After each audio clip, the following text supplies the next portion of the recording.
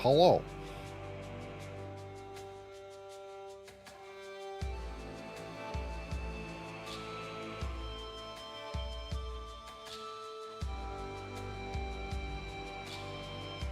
It is me, dog.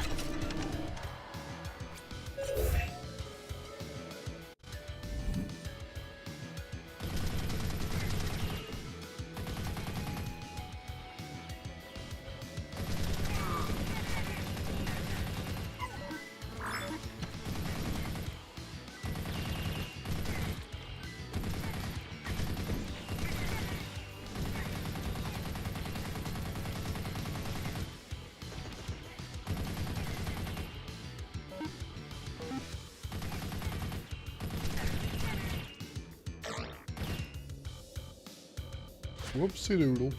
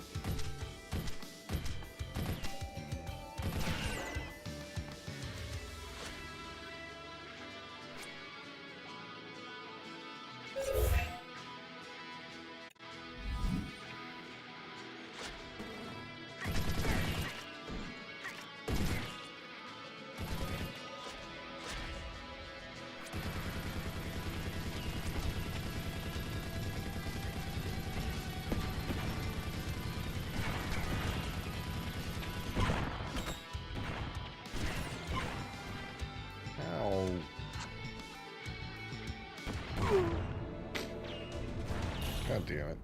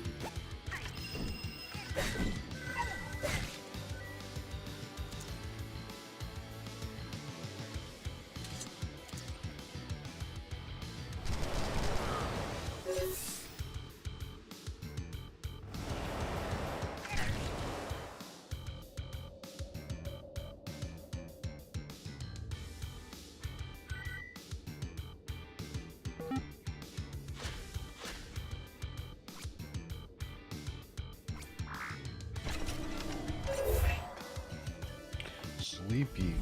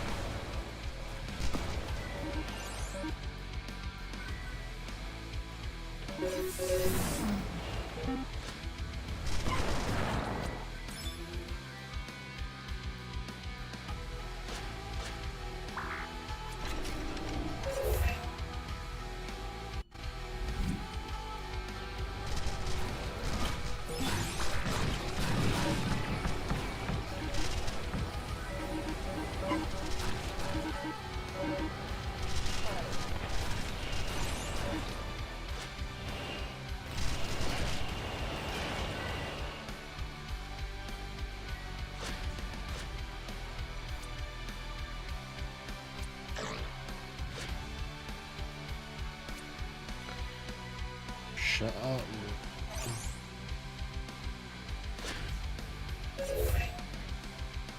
Get some caffeine or something. Slept right now.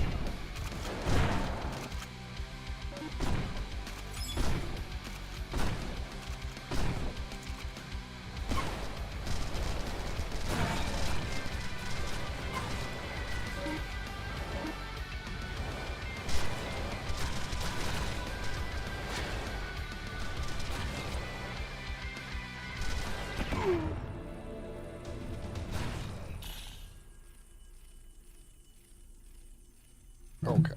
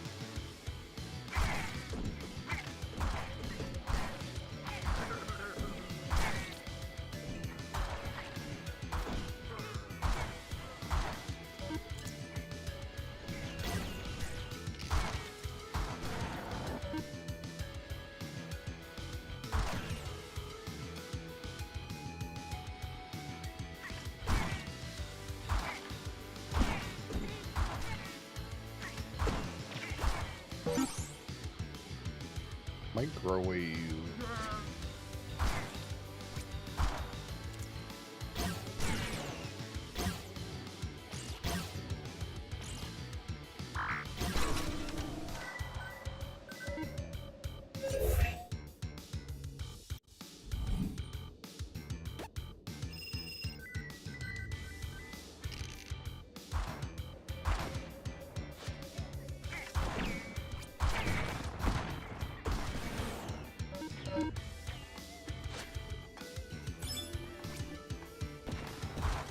Another gamer. How's it going?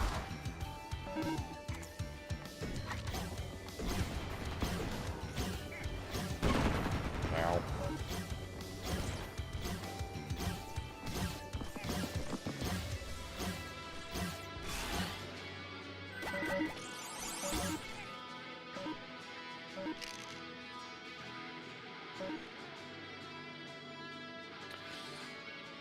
Burst mag. Sure.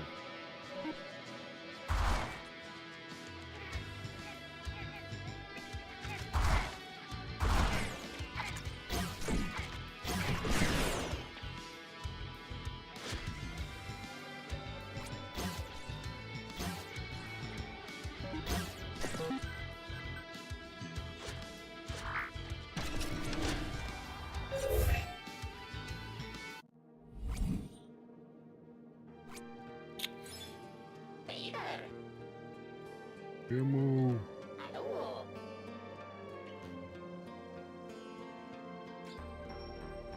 Turbo trigger.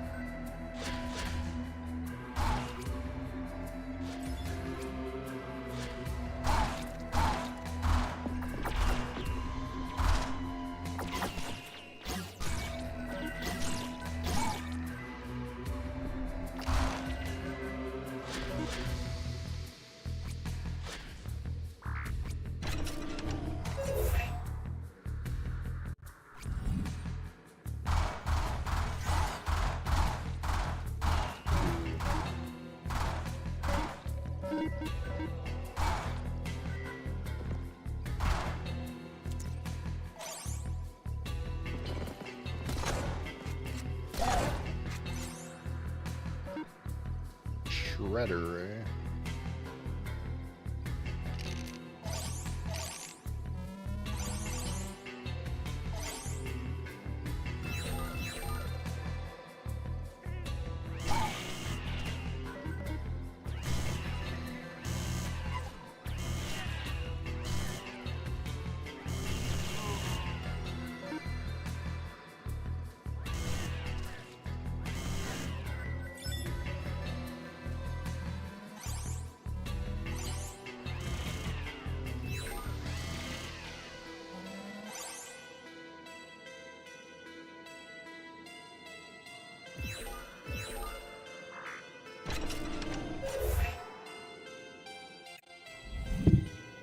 Bop.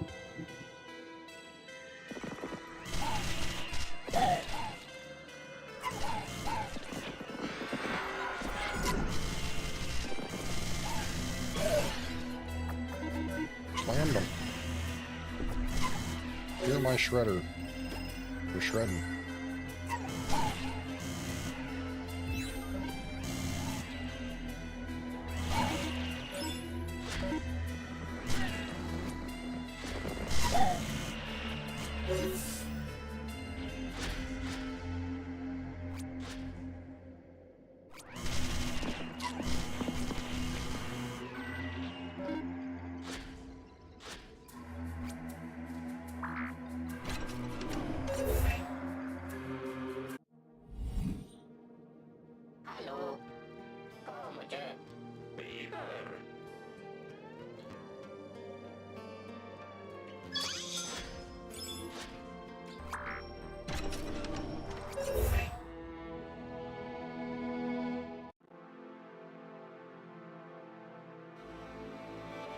I go... No, I can't go back. It's not like, yeah, I can't go still.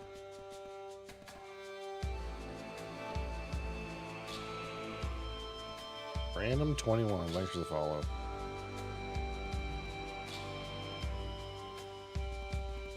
This one.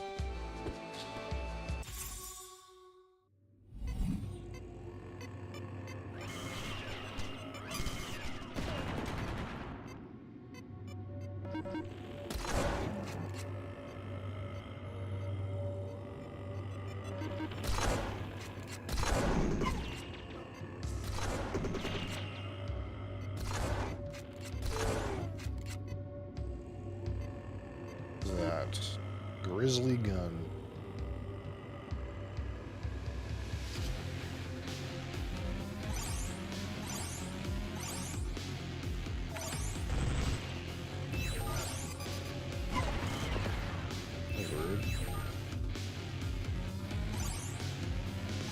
trying to fuck around with their weapon.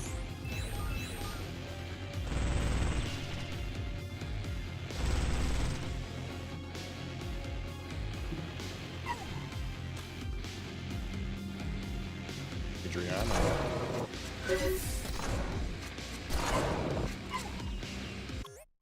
Adriana. Okay. No, we got drink on the desk. It's a bad time.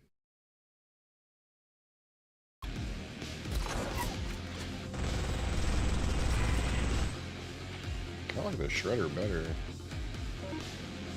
Does this one do more damage? Same damage.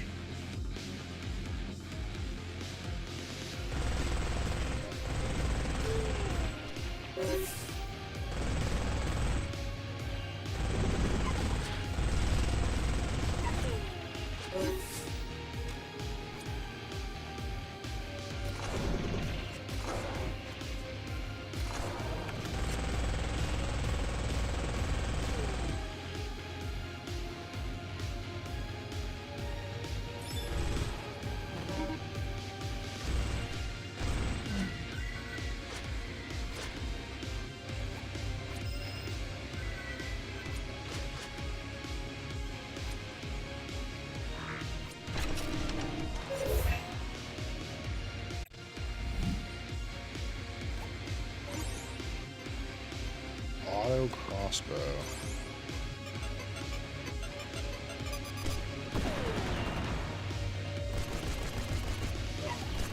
I was thinking that slaps.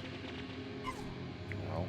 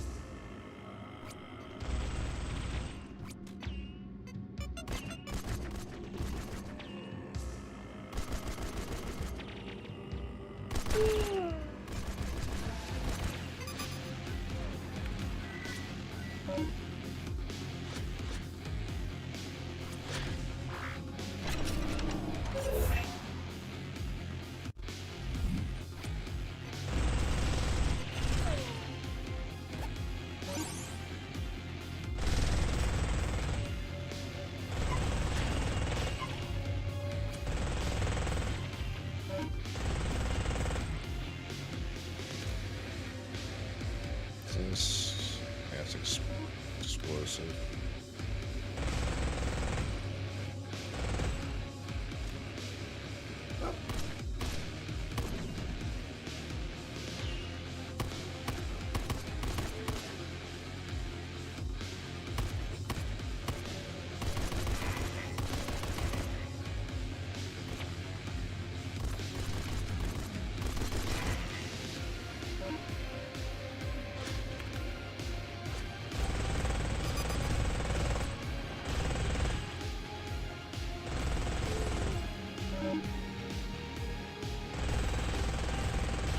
Triple SMG.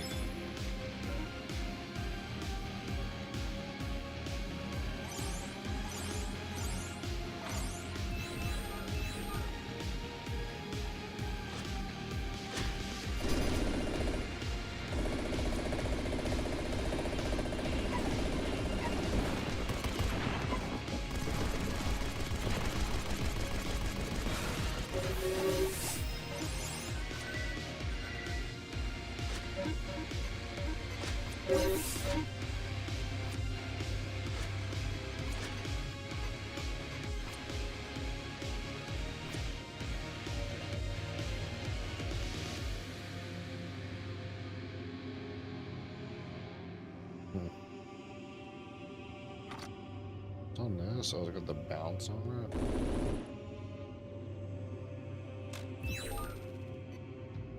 Try it.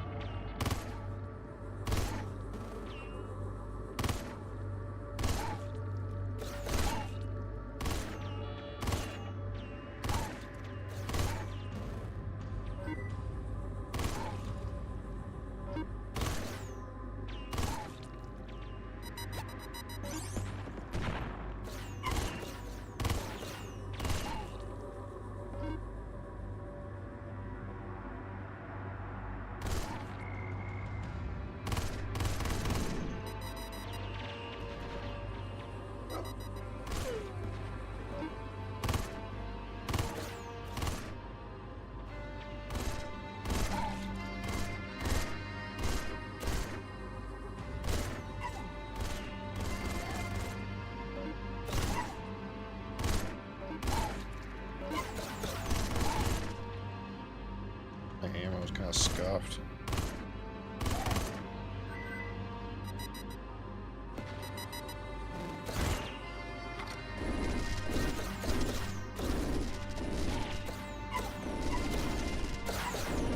Ow. God damn it.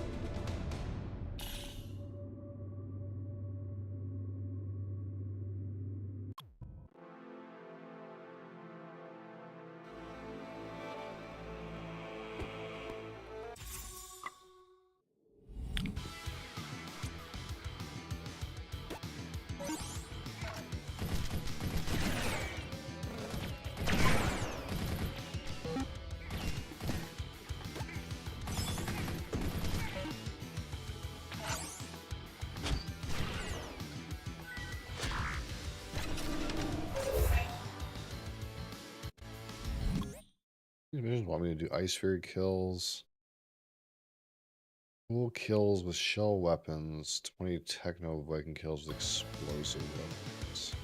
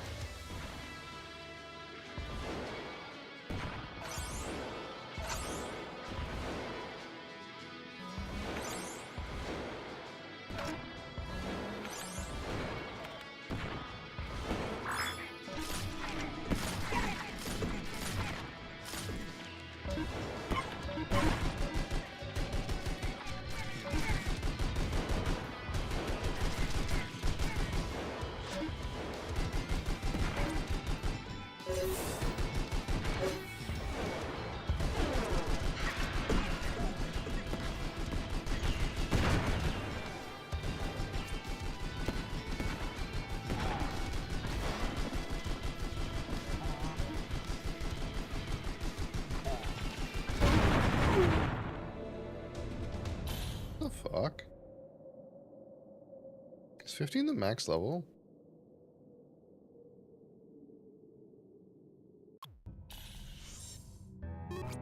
Hold the phone.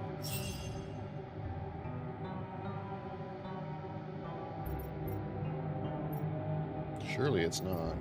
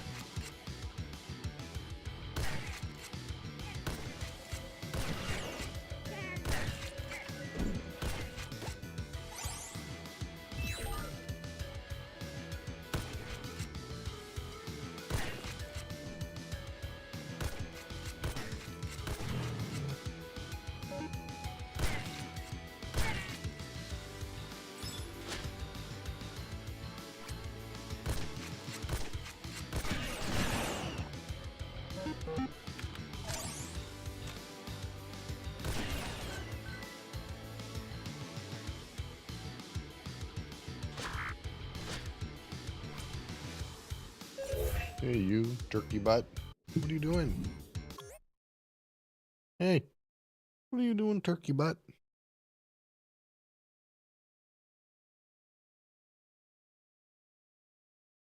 That's mine. Hey, that's mine. That's my beverage. You don't want none of that stuff anyways. It's yucky.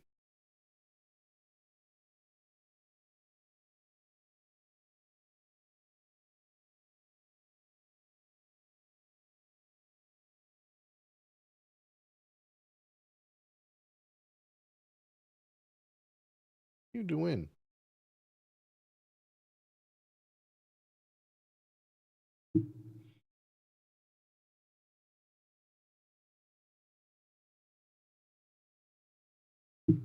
You old lady.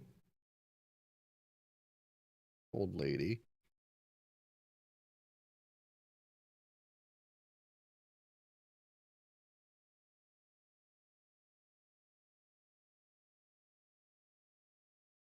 Old lady.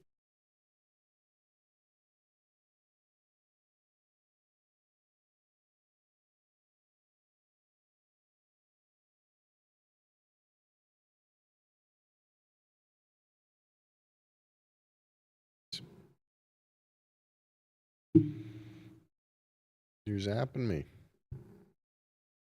What are you doing? Sticking your head under there.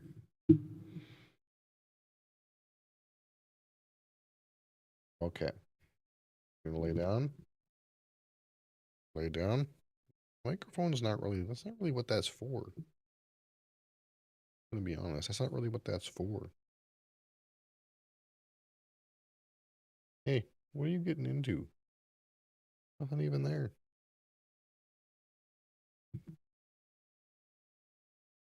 Okay.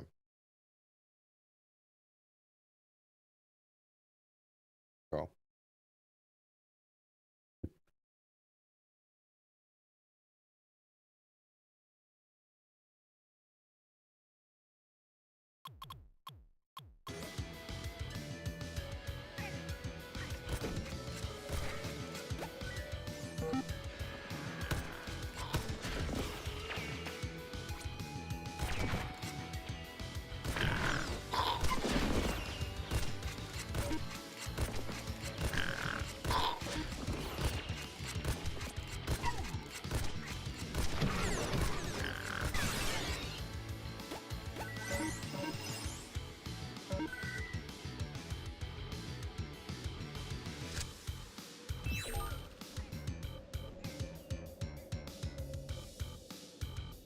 Rocket launcher.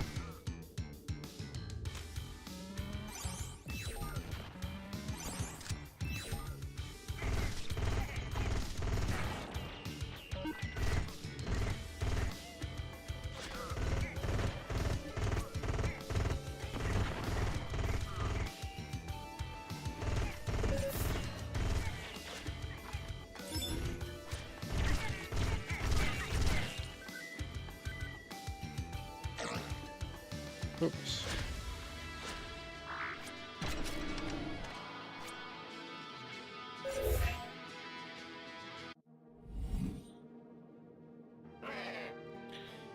Grizzly gun.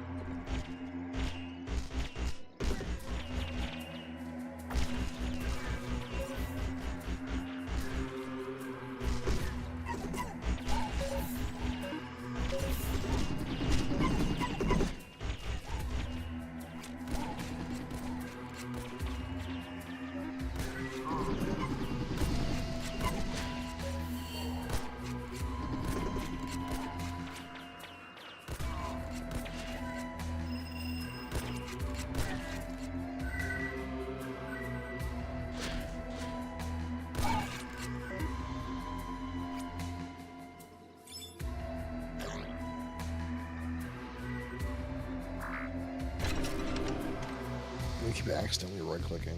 It's unfortunate.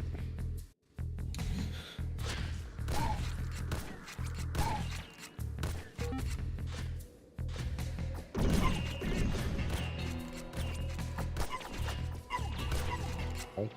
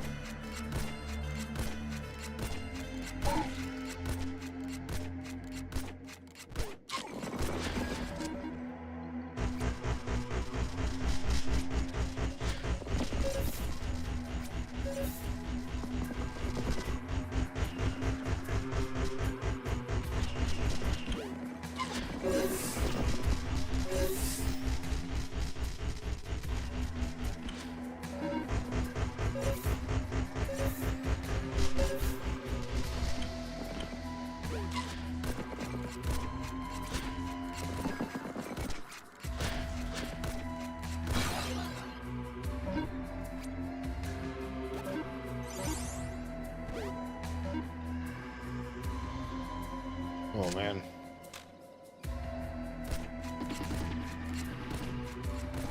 I used way too much brain power.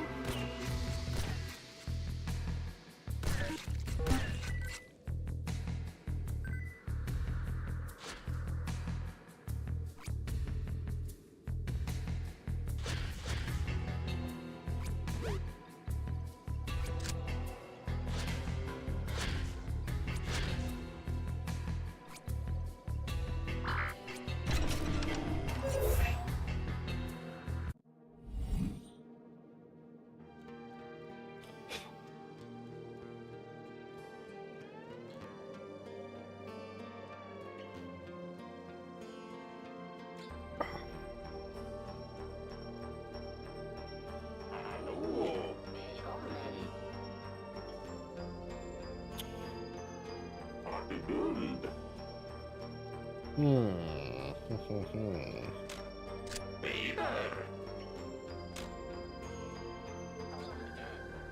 Wish you could sell shit.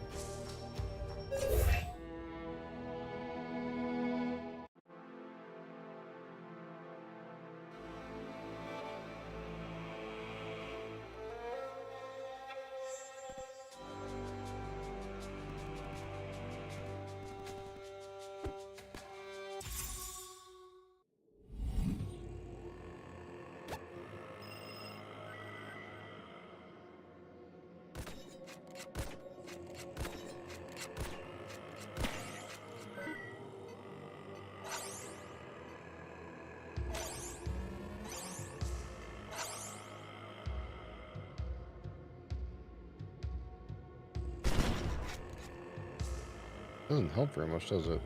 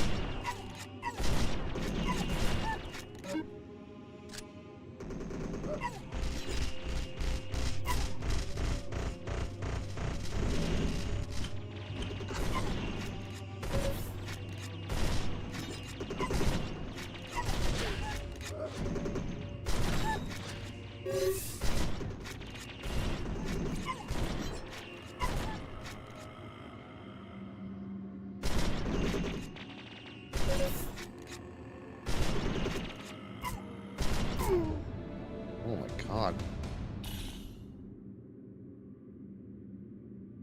Ugh. Not getting any more XP. Why is that?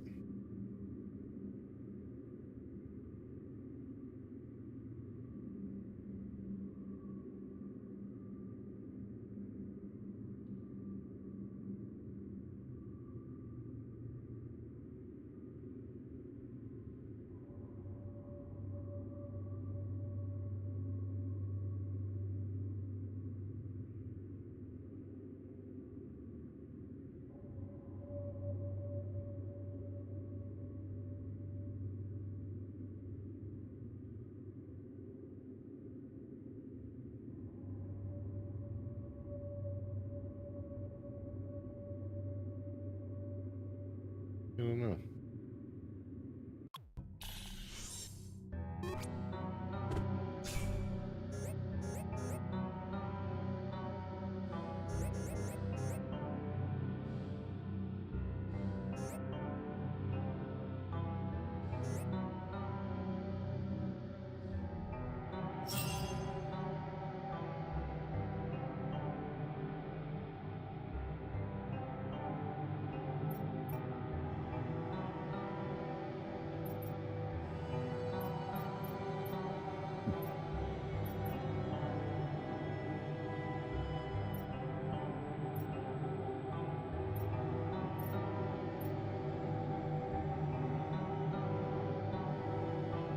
Oh, I see. It's a war wraith. Okay, hold on.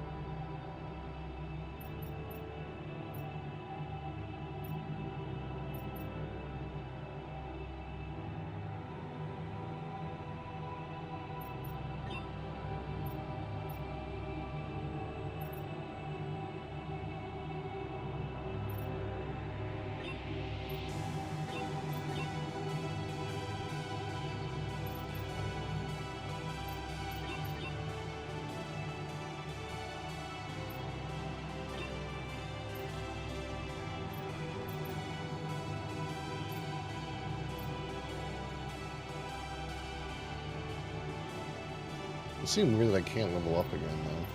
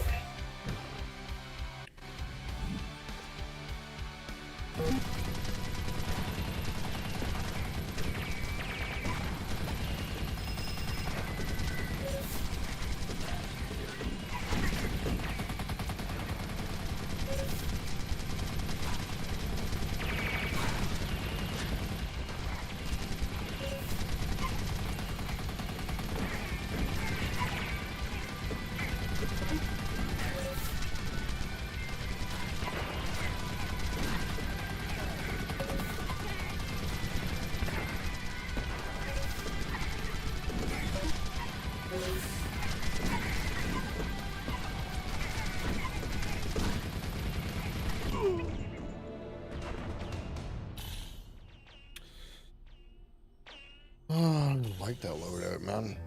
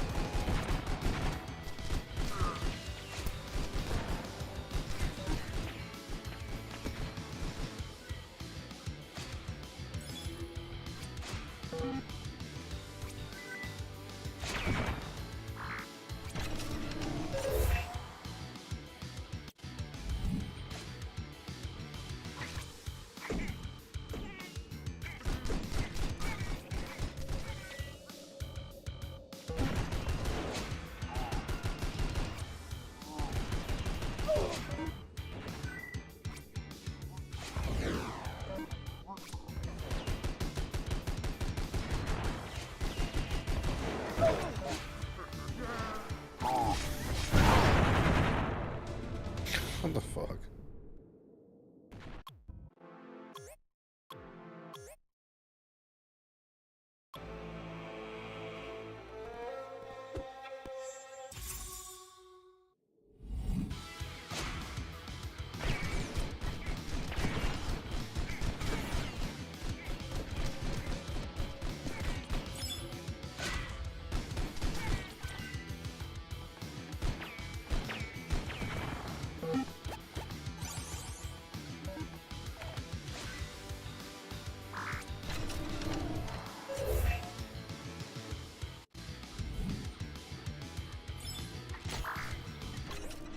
You're back again. Chill. You gotta lay down. No. Lay down. Lay down. You're gonna lay down and chill. We're not gonna walk around pacing again. I'm doing a little bit too much of that. Can't come and pace around the desk every 5 minutes. No, no. Okay. I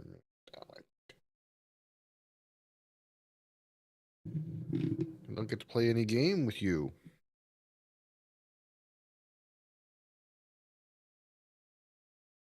You're doing many shares. Hang to hang. How's it going?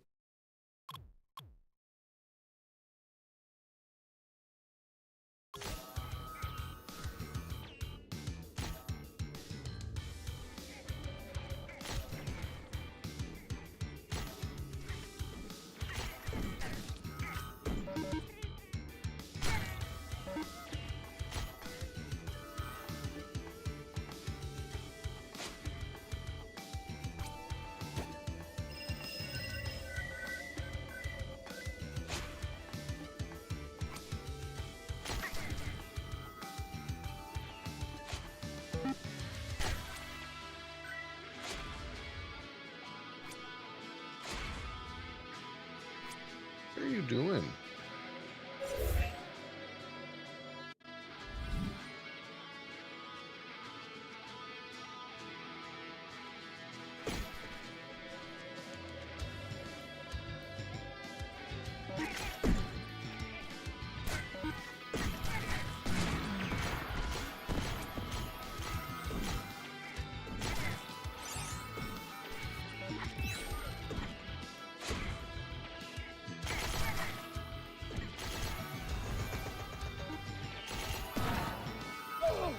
Fuck.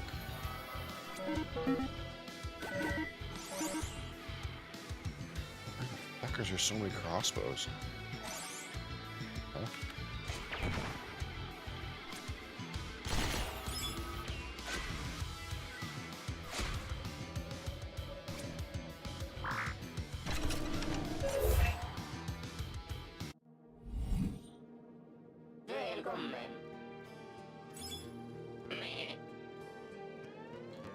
Metal Berserk hits heals.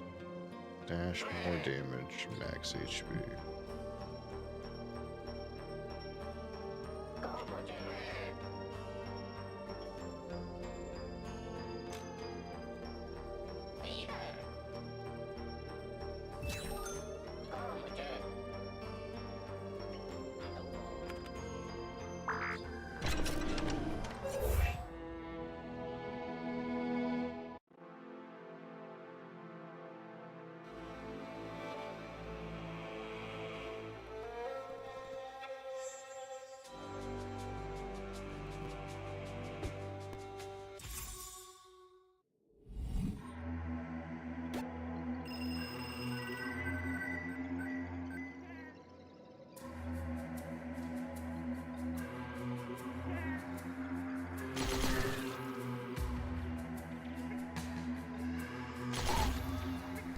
Dollar is being very needy.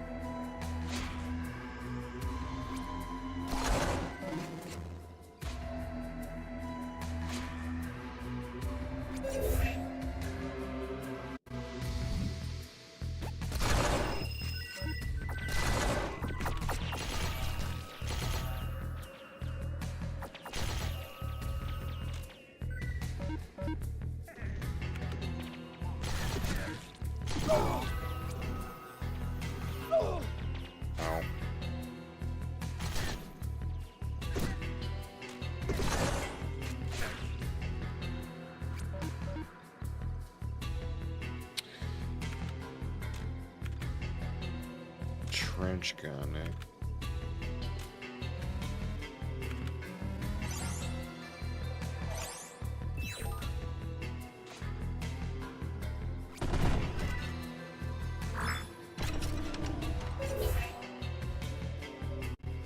You're so needy, darling. What in the heck?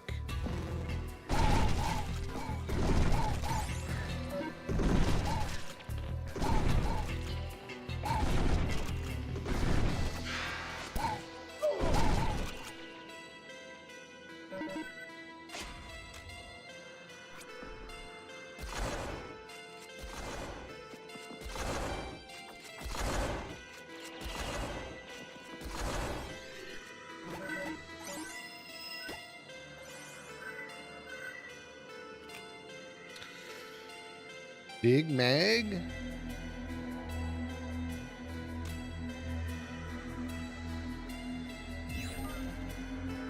Hero Siege Season 6.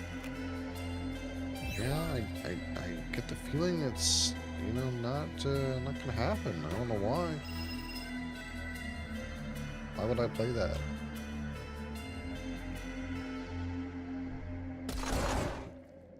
What's the scoop? Tell me, why should I play that? Why should I struggle with the terrible input?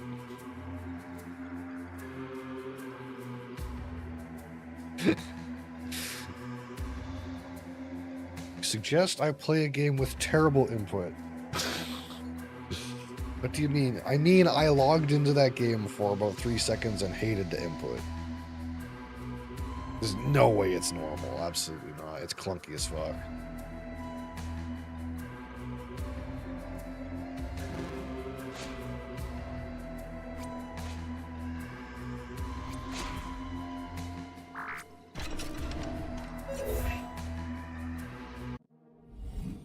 I don't know.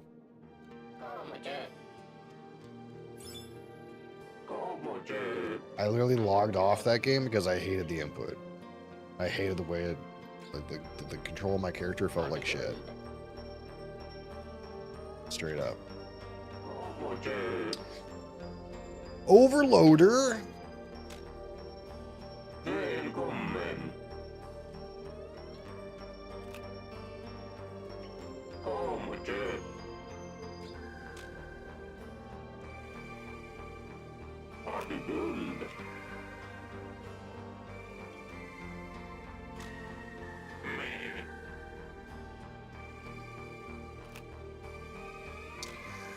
Makes the cooldown so shit.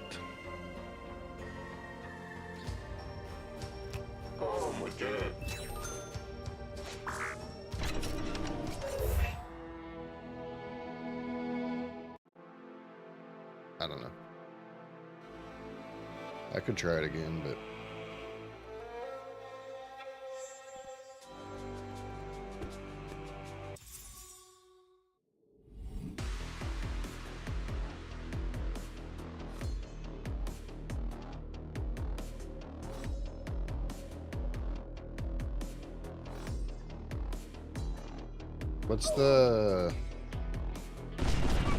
what's the fucking shit part about that game? Isn't there like some crap you gotta pay for? You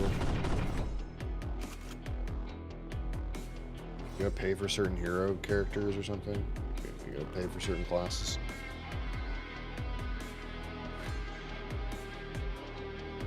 It's like $1.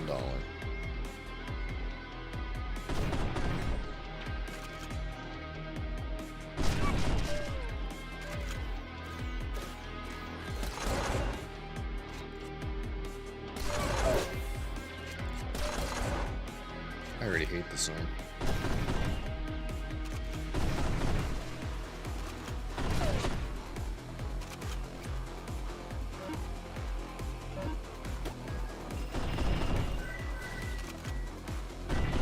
Yeah, I mean, I bought the game for $1. I don't know if it's still $1, but...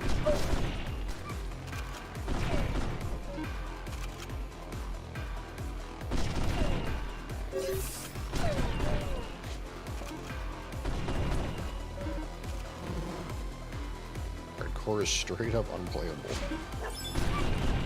Yeah, you know, I was saying this yesterday when Tim was in here, but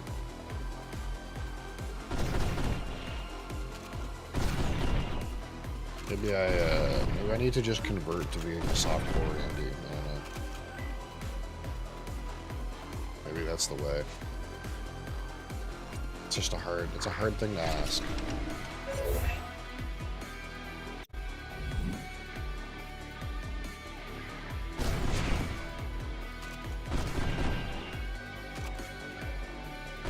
I mean, you could argue that's what everyone's playing.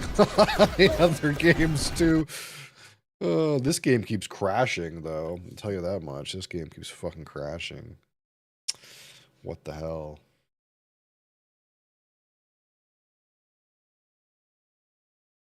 There's some crash desktop bugs in this game, clearly.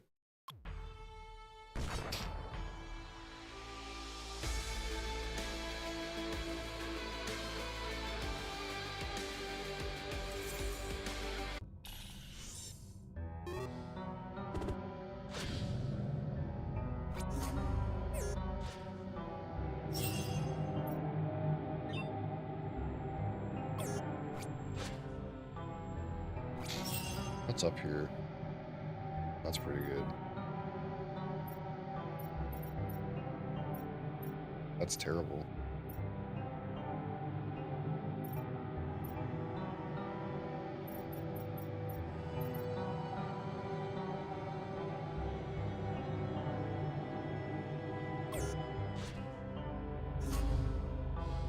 Jordan to hunt monsters all weekends. That game good? Run some seed running or some shit.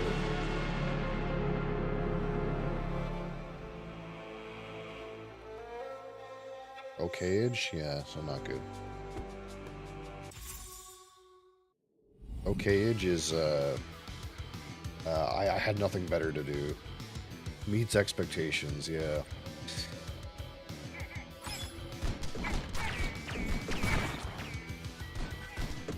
Take it or leave it. Better than doing nothing.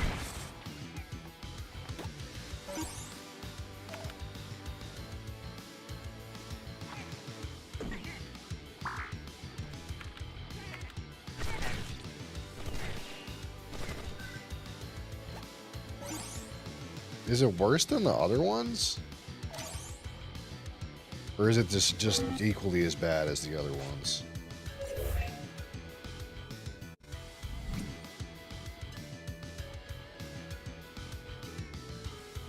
Yeah, that's the vibe I got from it. To be honest. But I couldn't tell if it was because, like, it was one of those, this game's made for console, so it feels like shit kind of things.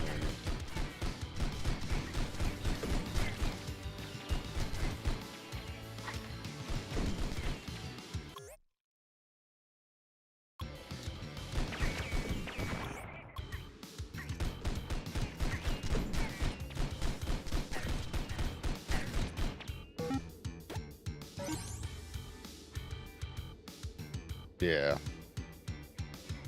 Yeah.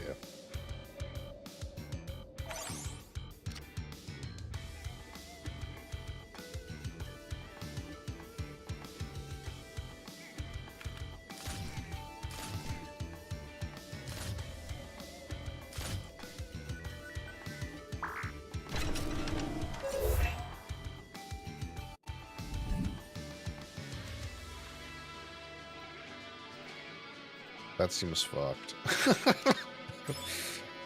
What a waste of time.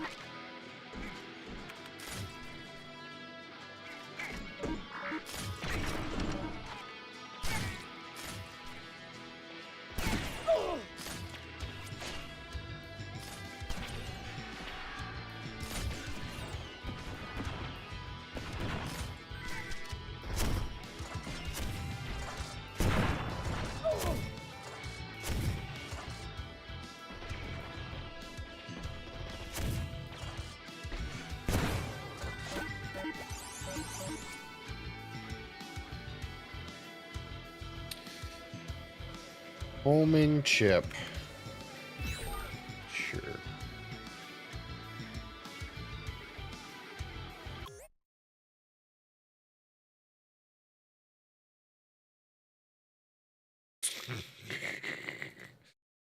Nice. Yeah, very good. Yeah, I get the feeling that I already knew about those things. Like I asked this question before, like on a previous version of the game.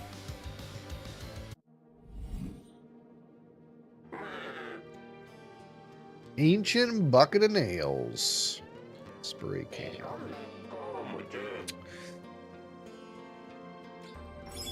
Is healing on power fisting really good? I have no idea. I feel like it should be good.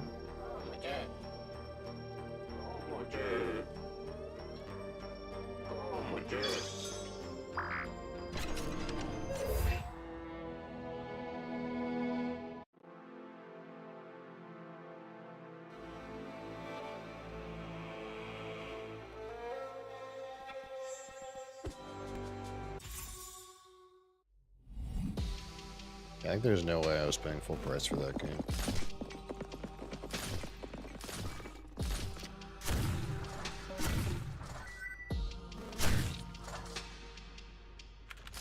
That's like the kind of shit that's like unacceptable for a AAA title.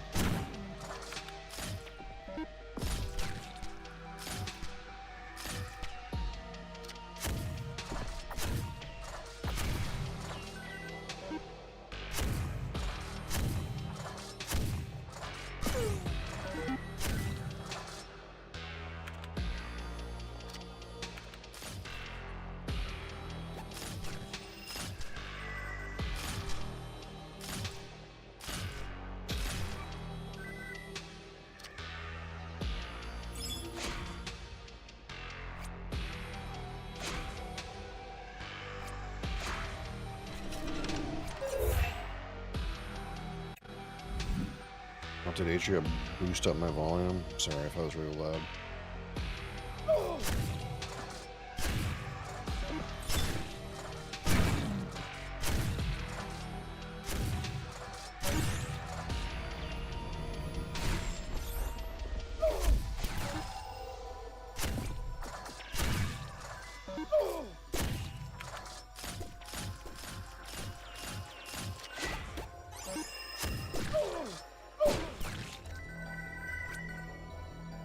This, like, homing gun seems straight up shit. This thing? Piece of junk. Does literally no damage.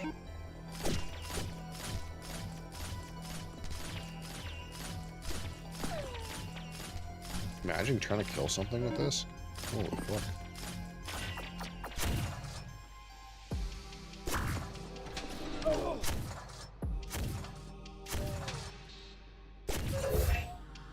I didn't mean to go in there. Oh.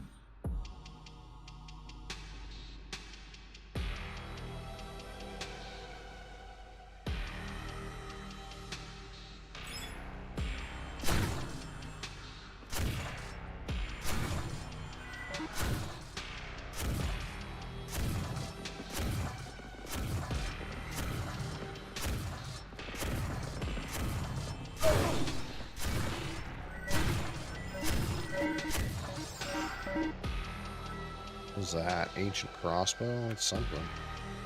Something better than this piece of shit.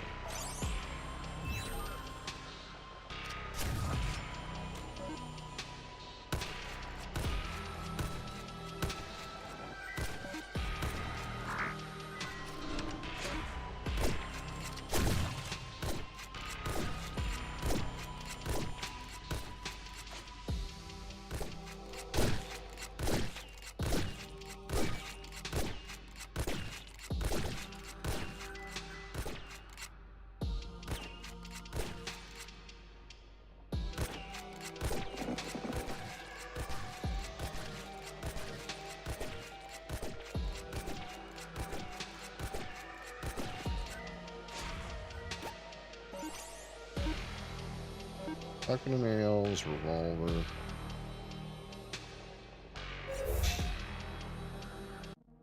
Yeah, I just heard like there's a shit ton of people playing it, so I wasn't sure if. But then again, I also heard from some of the people playing it that it was like they were gonna refund it because the game was acting like shit, which So I saw like I was invested in the idea, but frag rune blows up. I think I should make my crossbow blow up. Ancient rocket launcher.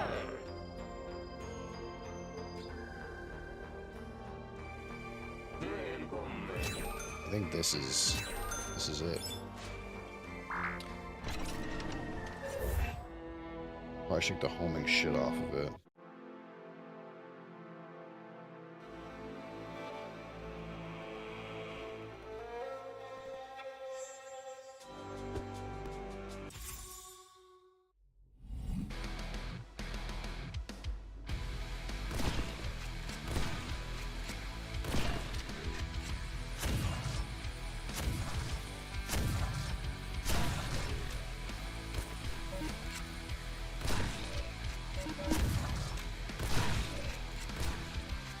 I mean, it's kind of dope.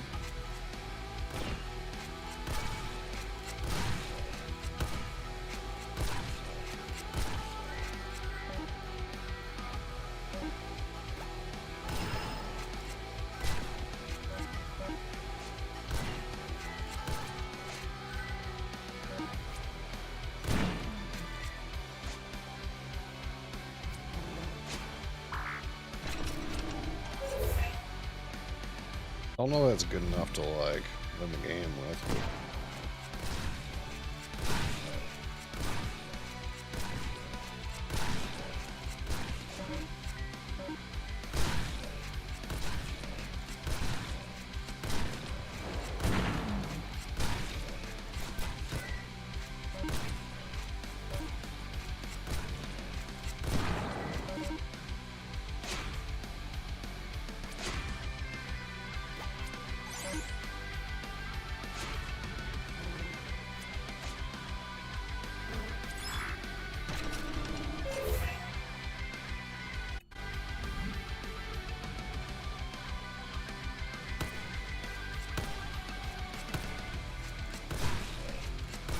I will say, like, the thing I miss from the moose is, like, my ammo capacity is like shit.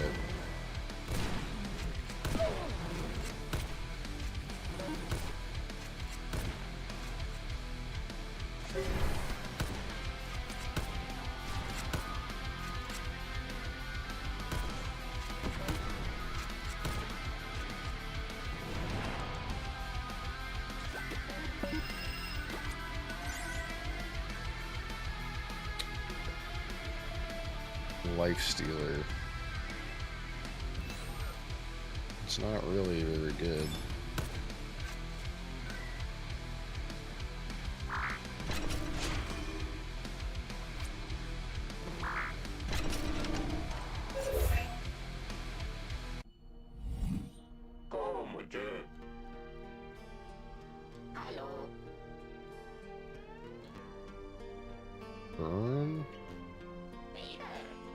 Definitely need lifesteal off of this thing. I need a mag. 20 dash damage for super cheap. Berserk damage. And that's super cheap. I do need this thing to have maybe a burster. Morning sleepy eyes. Yeah, amen, brother. I don't think I need the, like, homing thing on this, to be honest. It does need more ammo bad. I don't think the burster is it, though. Maybe the burster's it for this gun. I forgot this gun had that thing on it.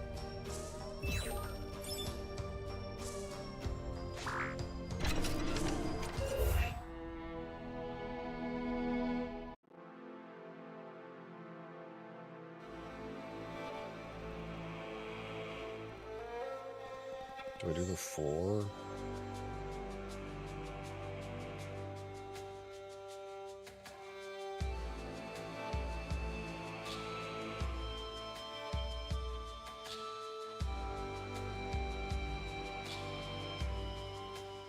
Here's that 3 sucks. But this 4 isn't better.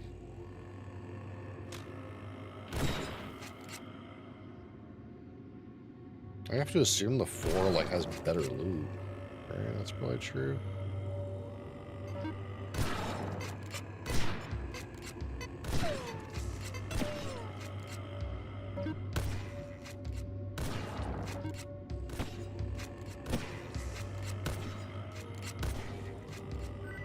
Actually, so sad that that other run got like owned.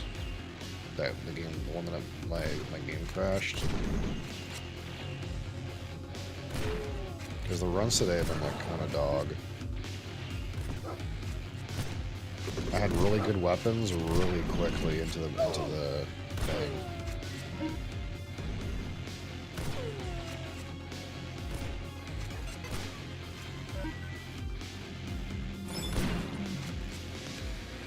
Now it's like I feel like I get there and I got like shit weapons, like this crossbow. Yeah, sure it's ancient or whatever, but it's a fucking 1-star weapon. Like, this is really not... That other run, I had 2 4-star weapons, and one of them was primordial. I don't want to have to wait for another run like that. Yeah, he doesn't understand how that tunnel works.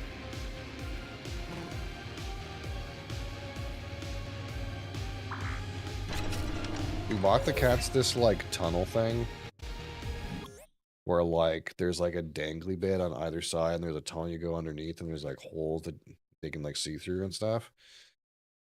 And Mosley just sits on it. he just sits on top of it and smushes it and just smushes it. You're a bozo. The worst part is when he actually used it properly, like he had lots of fun with it, but now he just sits on it.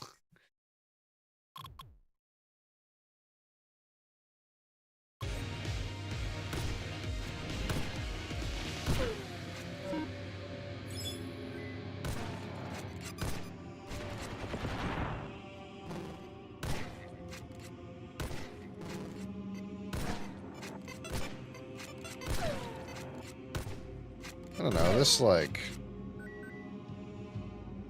ancient crossbows are kind of working out. I'm having not like the worst time like doing this like level 4 thing.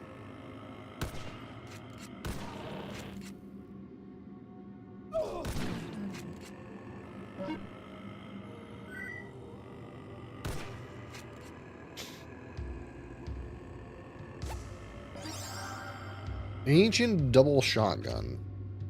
Okay.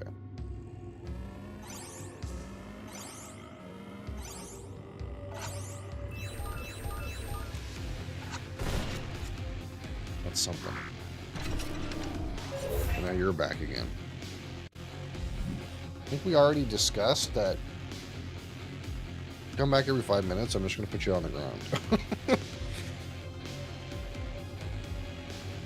She's just, she's being a little brat today.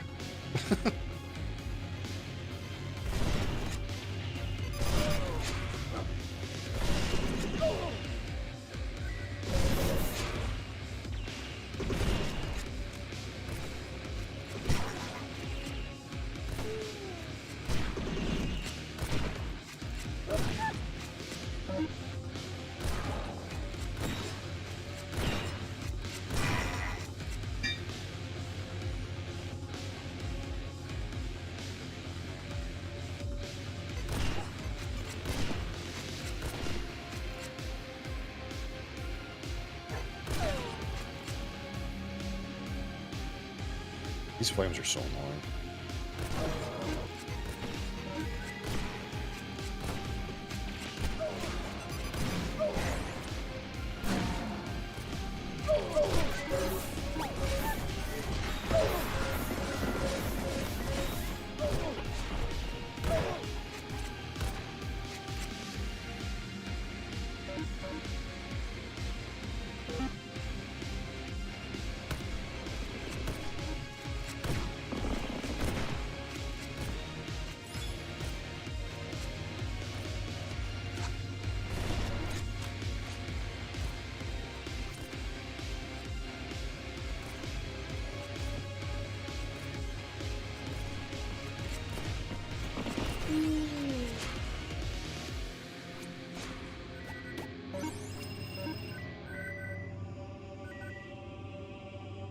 Auto flacker.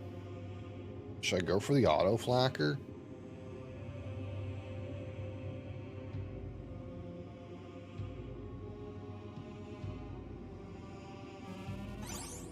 I kind of like hate that gun. It's pretty high tier though.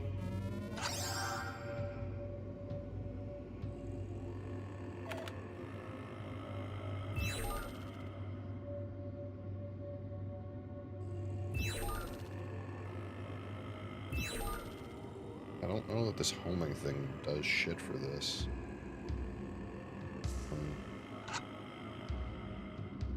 It doesn't do shit for this gun either.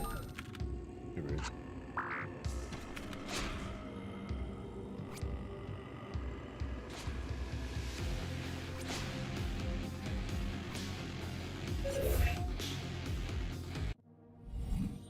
Hello. I mean, that ancient auto crossbow. Why are these, like, not filled with stuff? I don't understand how that works.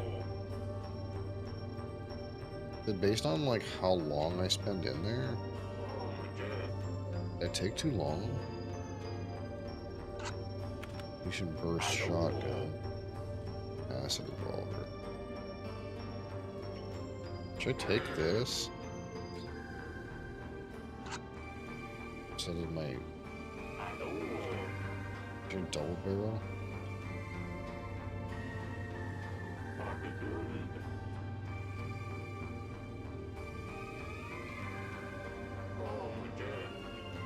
Way longer cooldown, way less spread. Whatever.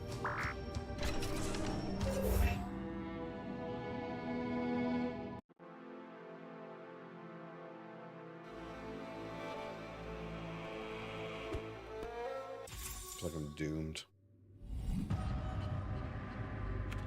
Unless this auto flacker really does its thing.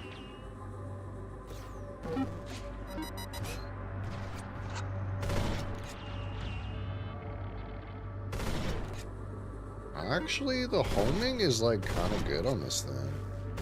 I really didn't think it would be, but it's actually, like, seems kind of good. Because, like, all the, like, random sprays that are, like, wide go into the target. Jimmy John's now has toasted sandwiches. So... for someone who has never had Jimmy John's, I don't know if that's a thing up here. What's that most like? Is that like a not shit Subway? How does that work? Is that like a Captain Sub or Quiznos?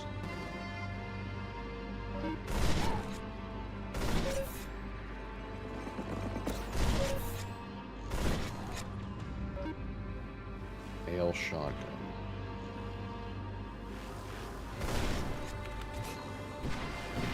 Holy shit, that was a lot of damage. Okay. Now that's a lot of damage. It's gotta land on them to do that kind of damn, but... that's the boss? Easy.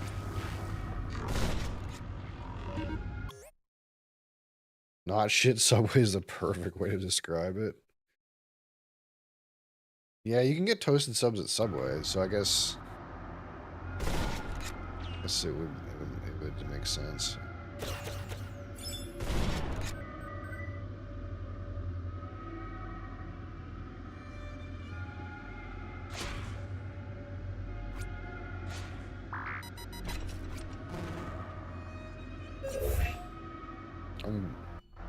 Sorry.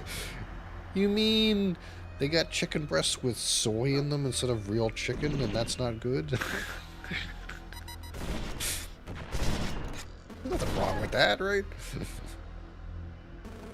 That's a quality product.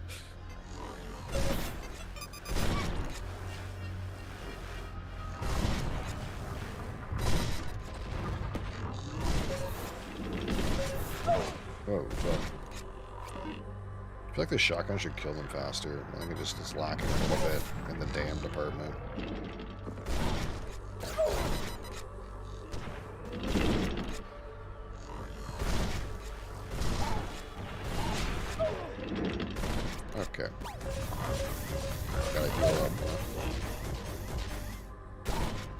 I should be using this gun anyway. For the same ammo type, I think.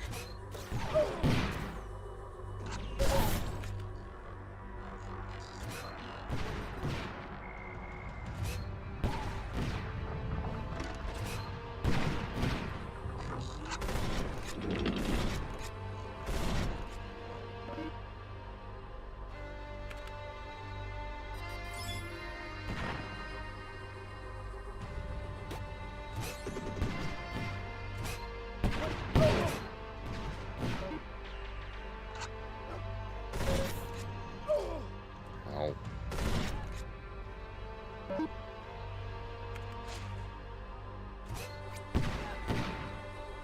I gotta like get them before they aggro onto me, so I can hit them with this. Have it actually connect. The explosion on impact is like a way more damage than like the crap that comes out of it.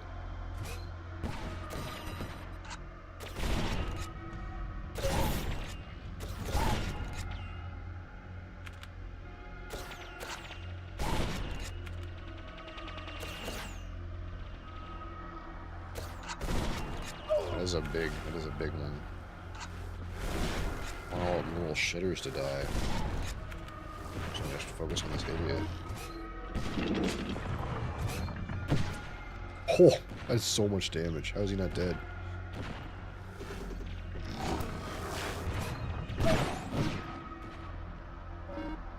Auto shotgun. Can you like give me something with a different ammo type? That would be great.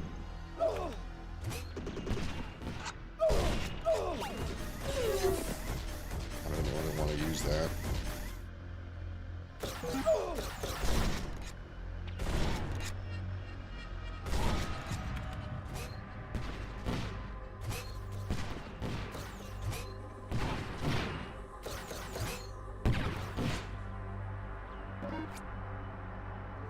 Let's fucker go.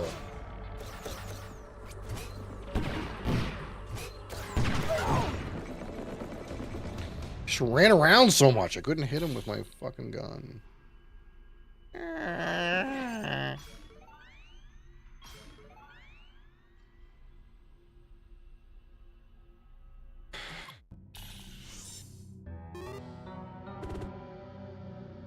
Press.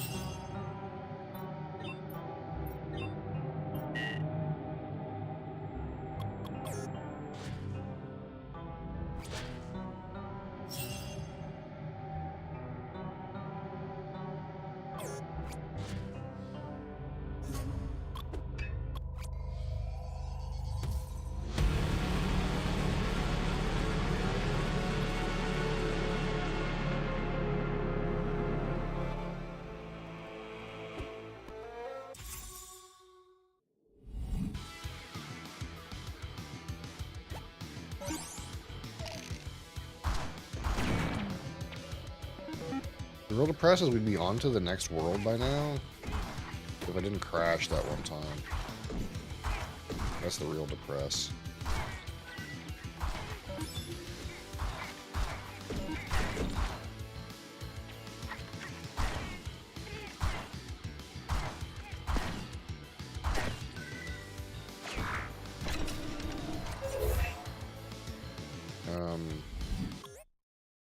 How are we doing with this?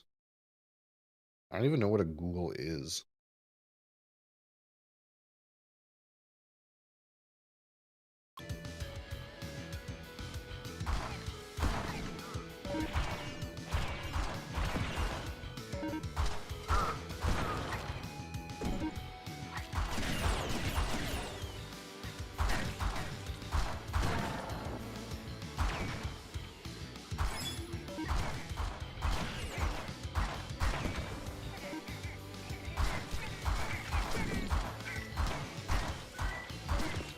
I wonder if I'm supposed to like melee with this character.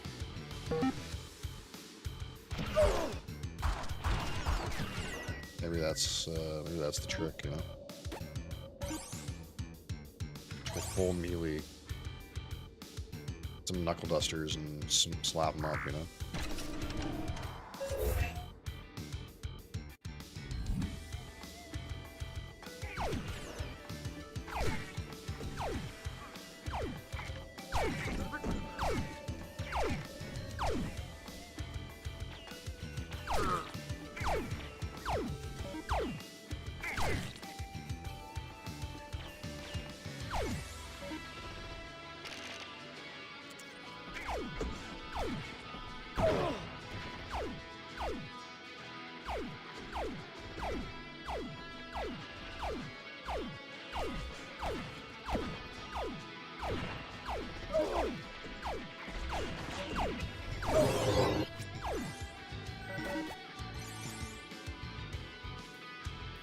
all these scopes. What the fuck is that?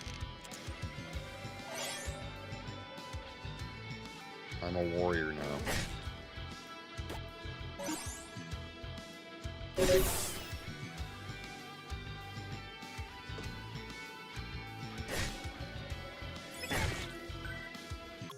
did that do? What does this weapon do? I just randomly get healed for 6? How does that even work?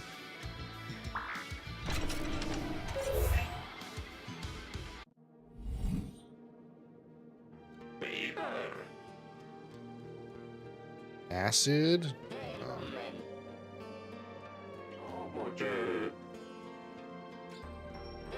Dash refresh?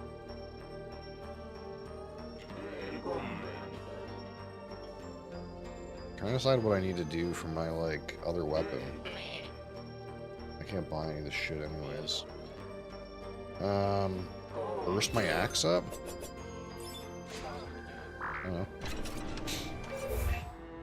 Yeah, it works, you know. Be a melee warrior.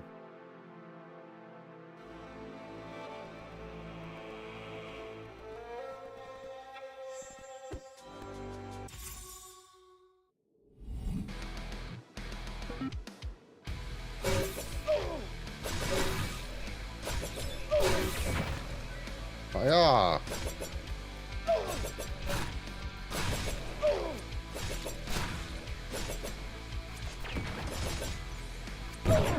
Ow.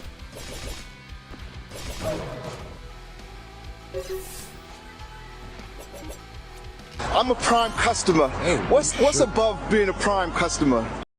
Time for a 16-bit game to crash again. Don't worry, it crashed like, I don't know, like 20 or 30 minutes ago. What's above a Prime customer? Thank you for being a customer. I really appreciate it. Mr. Ben.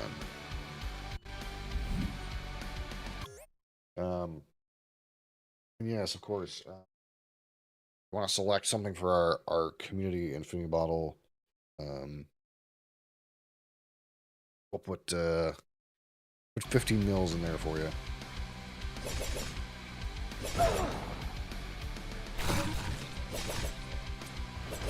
I am a warrior.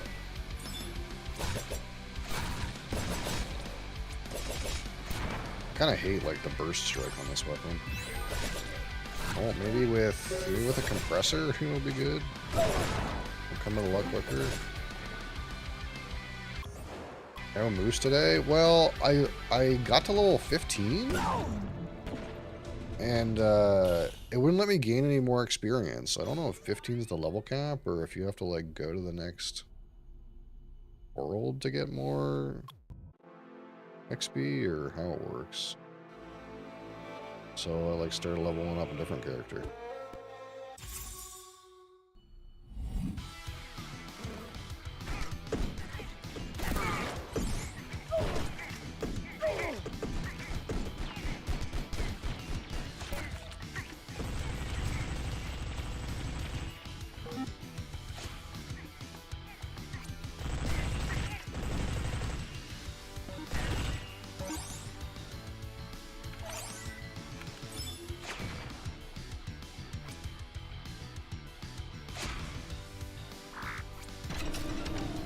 Except this one's like alt isn't vulnerability, so that makes things harder. You don't get to just press a button and go invulnerable. Instead, you have like your robot arm slaps them, but that's kind of risky, you know.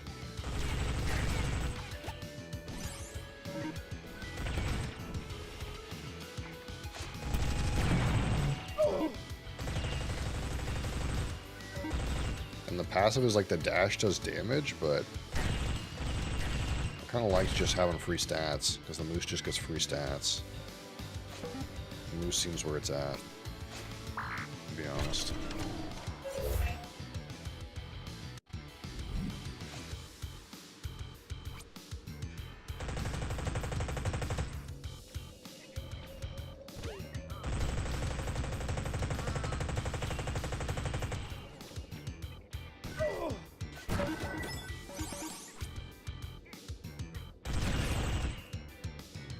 Auto pistol.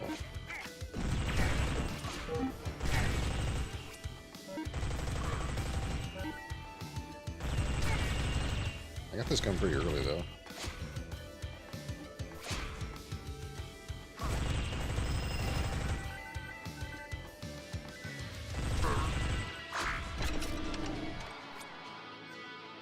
Angel's Envy, you got it. A rare... a rare exclusive beverage these days. Can't even buy that shit. Can't even buy that shit these days. Maybe I need to, like, go all in on Metal Berserk arm damage and just give him the power slap. You think that's it?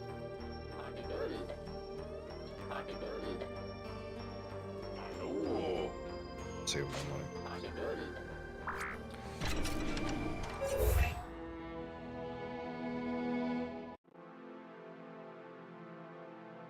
Is Hero Siege crashing, Crassus? Is that what you're trying to tell me? That game also crashes?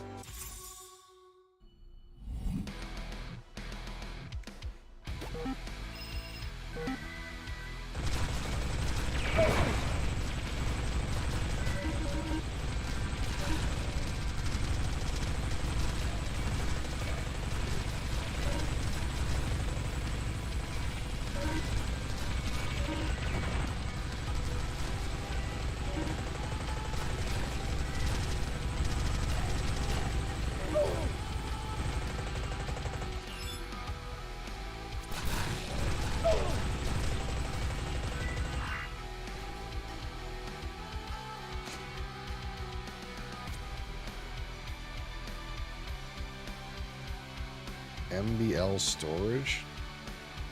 Oh, yeah, I guess I could pry it from their, pry it from their warehouse.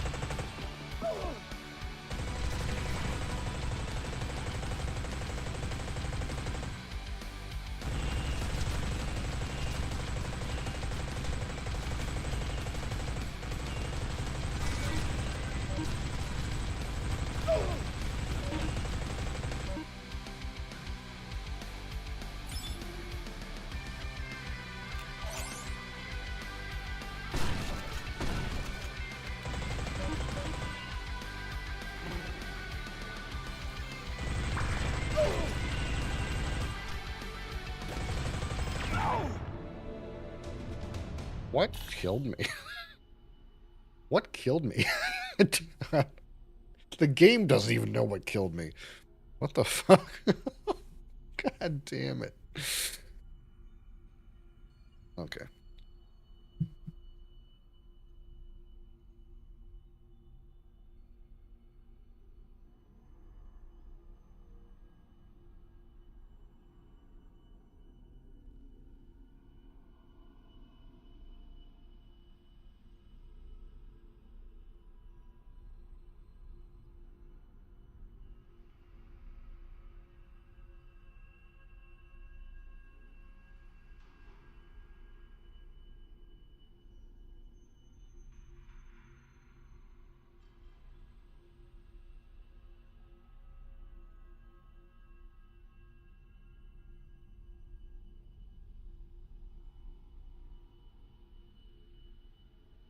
That's one thing I thought about. It's like, if you broke into MU Liquor, you could just drink all the rare, expensive alcohol.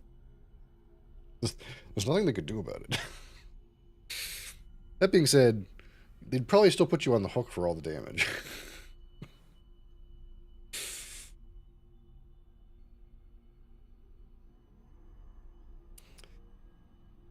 Fucking thing. Gotta get the top off this thing.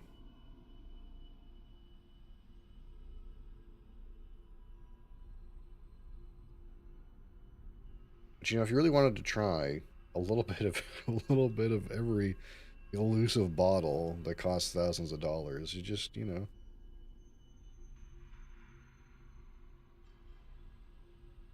by the time they respond to the alarm, you know, you could have already gotten through, you know, several expensive bottles of liquor.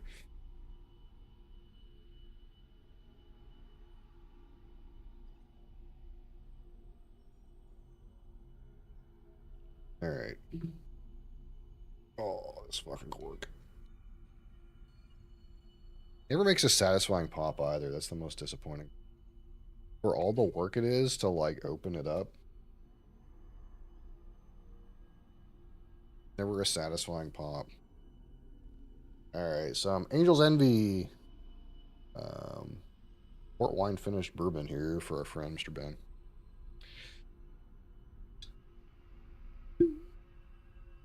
Which, again, to me, still doesn't really exactly have a port flavor on the palate, which is...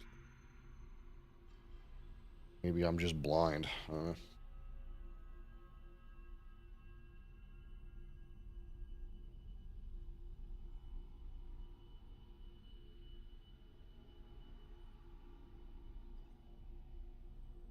Should I try it again today? I feel like I'm waiting for this thing to speak port to me. I keep asking it to speak port to me, and it's like, nope.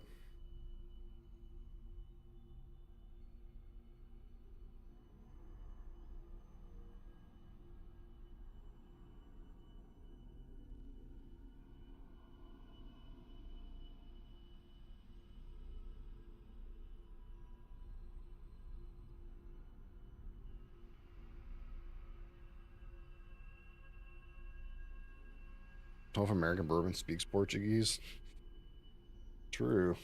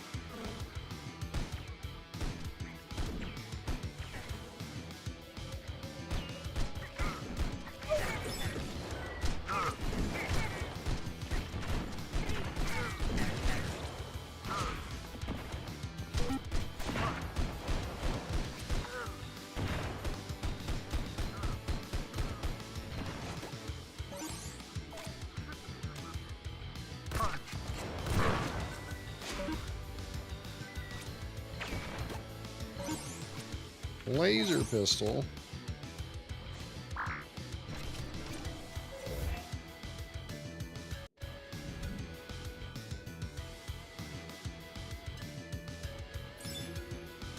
I'm looking for some plum and dark spices, man. Where is it?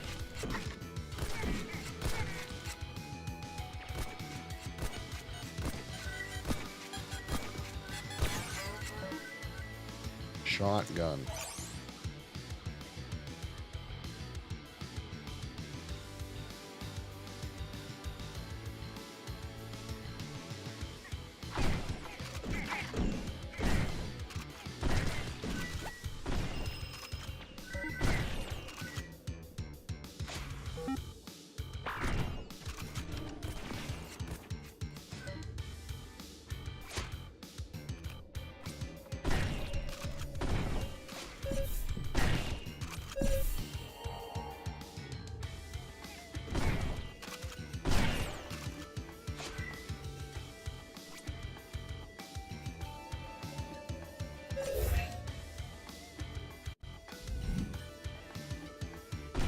There was a guy in one of the whiskey discords from Ontario, and he was asking about auctions, because in the UK you can get like all kinds of alcohol, like rare alcohol, at a like pretty good price at like auctions, like especially like old stuff.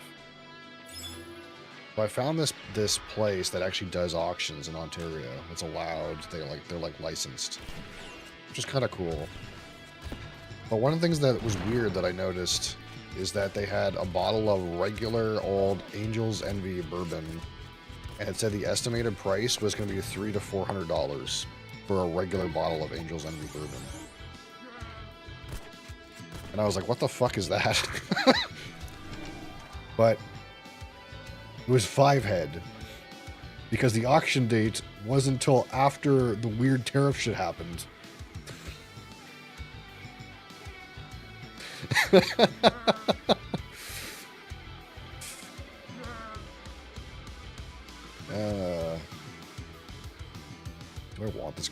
launcher.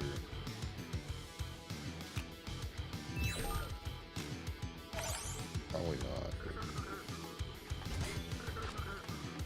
Yeah, I kind of hate grenade launchers. So maybe someone will pay $300 for a regular Angel's Envy.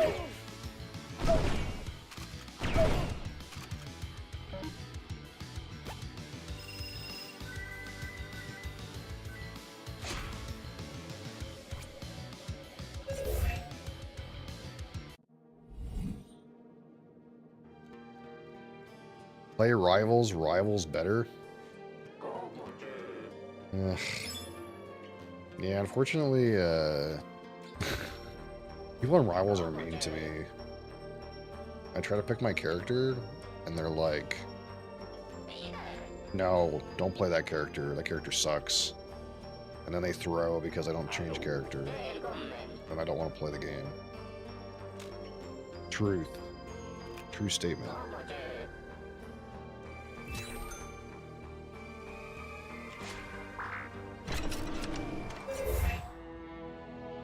Rivals is a great game. The players that play the game, though, oof. Isn't that just true of every competitive game, though?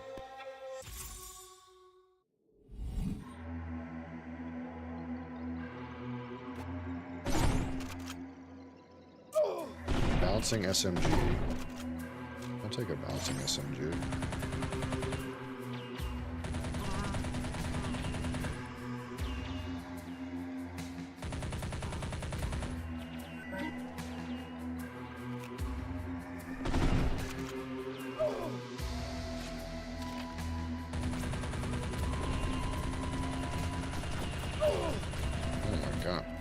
Why are they all in this little hole?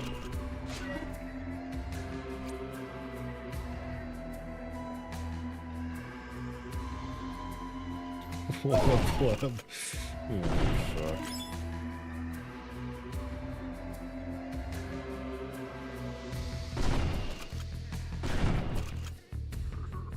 The thing is, I think you used to have the largest sub amount, but I think you've been slacking. I think Nyla caught up to you because this is on auto renew.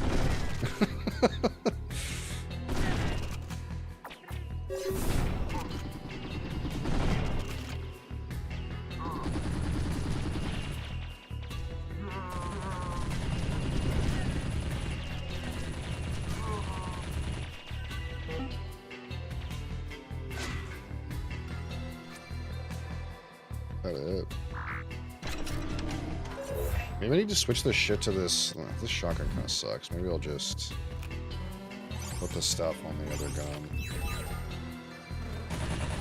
and just really just run out of ammo. Yeah, that's exactly what I'll do.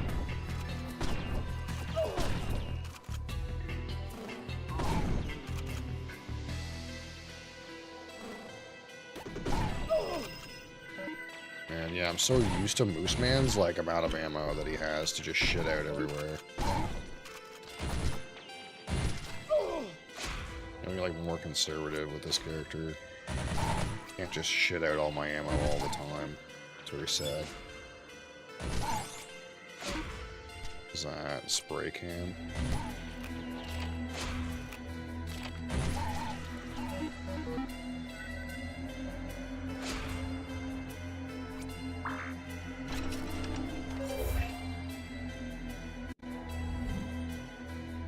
You know, this is not even really giving me much plum today, but I feel like I'm getting some of that port dark spice on it.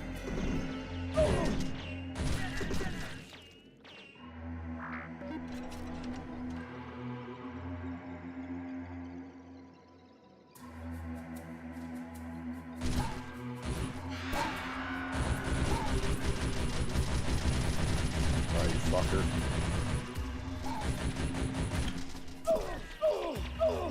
Ow, ow.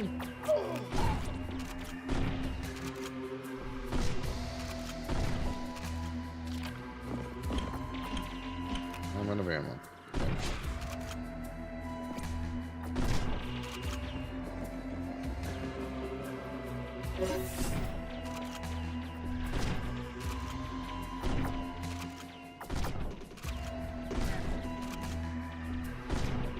regular shotgun sucks. Straight up.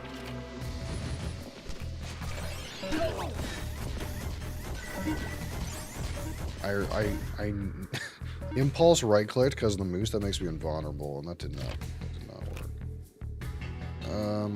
Shredder. Is Shredder better than the bouncer? Shredder's pretty good. I'm missing mods. Melee weapon? Ooga Booga Club? Do I want the Shredder? I'll keep this right now.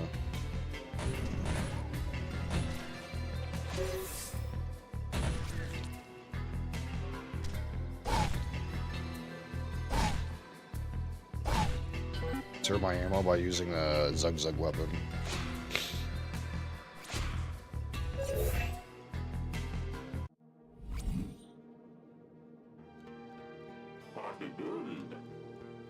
Ancient Big Mag?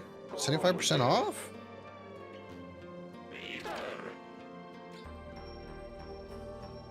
Double my bullet? Very good. And I can put this one on the club?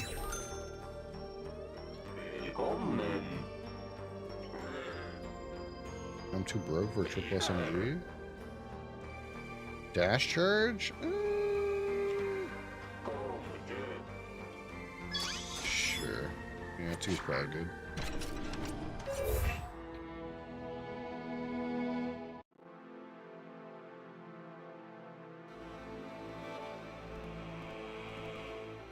I hate that fucking zone.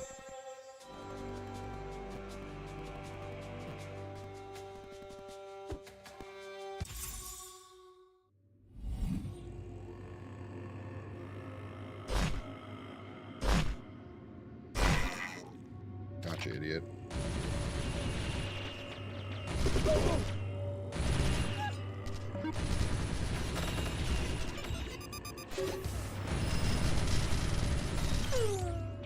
Already out of ammo. Great.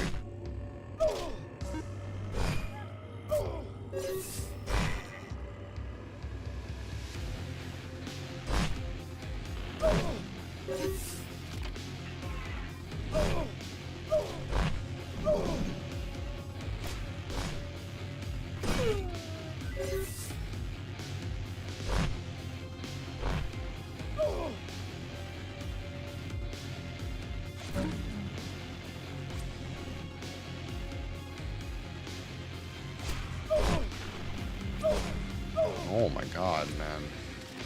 It's like shitty amount of ammo situation. Real suck, dude. I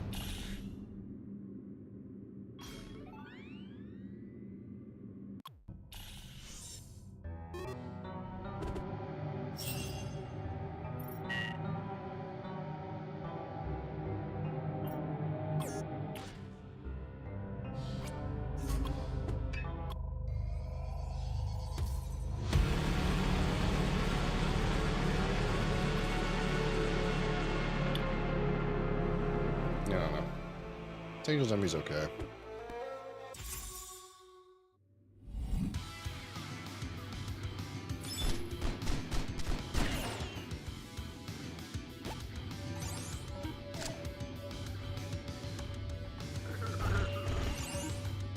Oh, see, this is what I need. I need the game just to give me a four-star gun from the first level.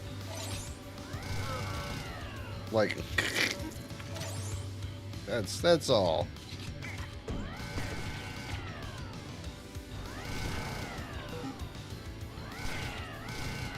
That's how you win.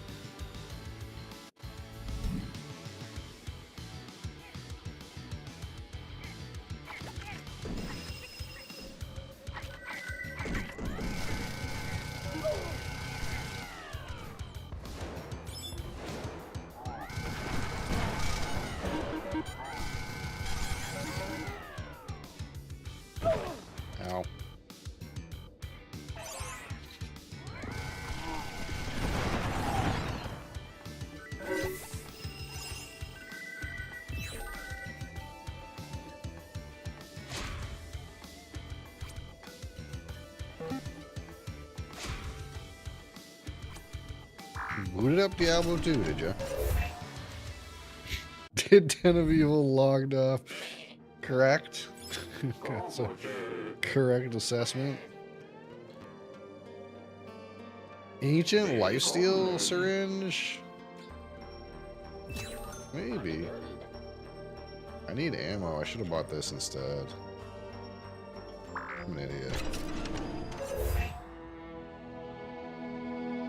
You got server issues in the first 5 seconds? Because server crashes. Yeah. Yeah. Yeah. Yeah.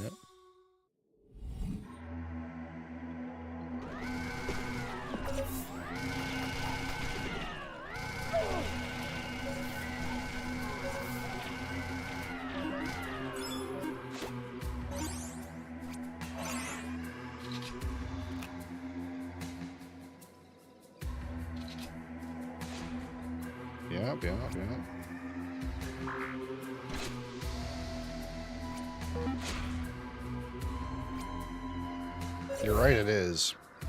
It's very important.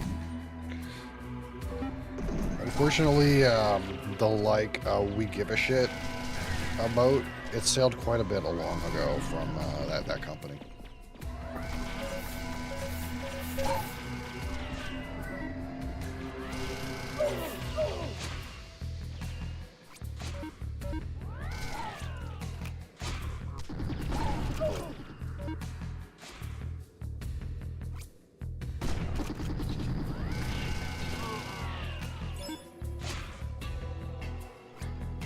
It's just sad, really. That's all it is. It's just sad.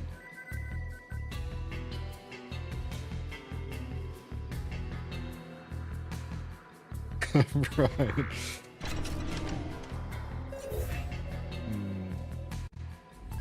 I mean, give it some time. Maybe old Phil boy, you know, maybe he'll fix it. Old Phil.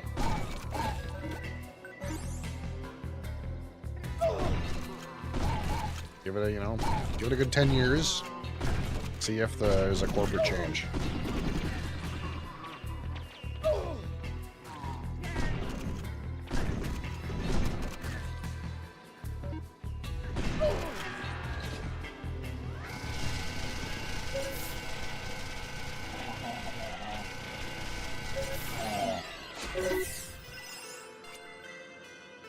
I'm gonna be a Rocket League pro. Okay. Turbo trigger? That's gotta go on this. Turbo trigger doesn't do anything for this gun.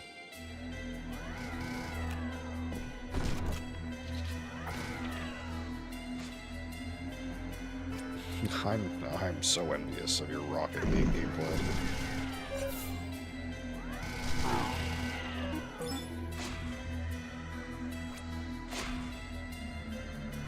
I never stood a chance in that game, you know? I was always going to be seasick on it. Oh my god, of course there's no ammo here. Ammo on Big Mama? Explosive? I probably gotta put ammo on it for now.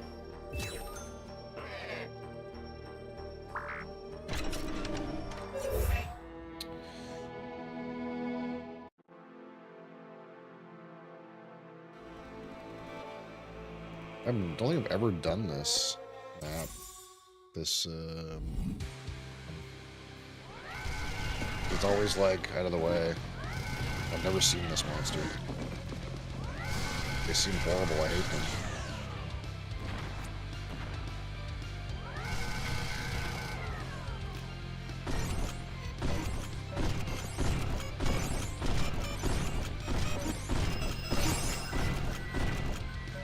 What in the fuck just dropped?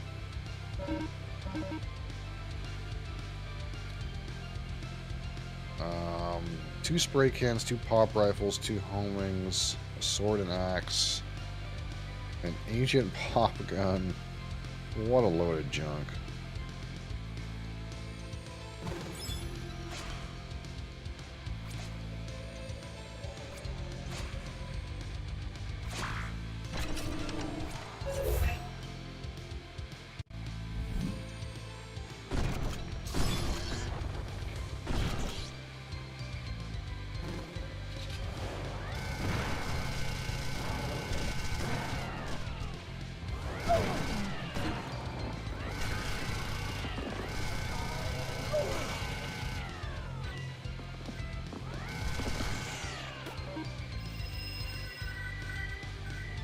Cash money.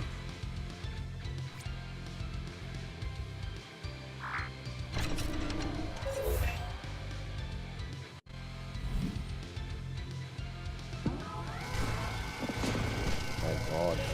That's terrifying.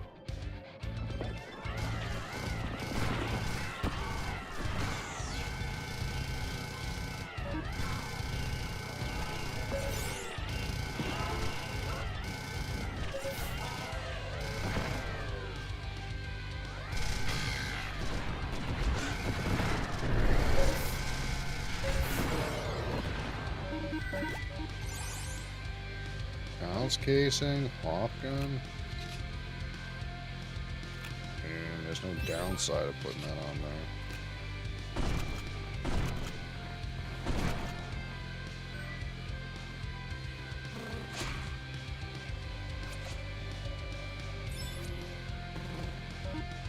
Grizzly.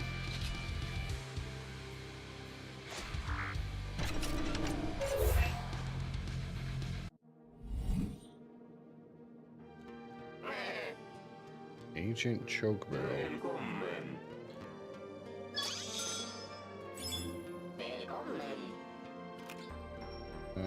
That's not really good. This is pretty good. Probably take the lifesteal off of it.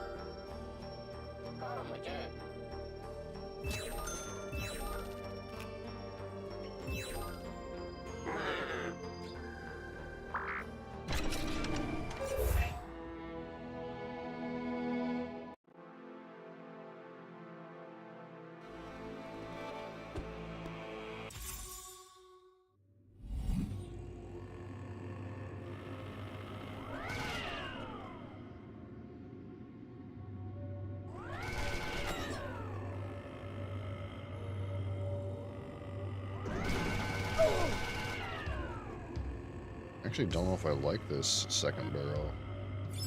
That makes the shots go in a horrible V.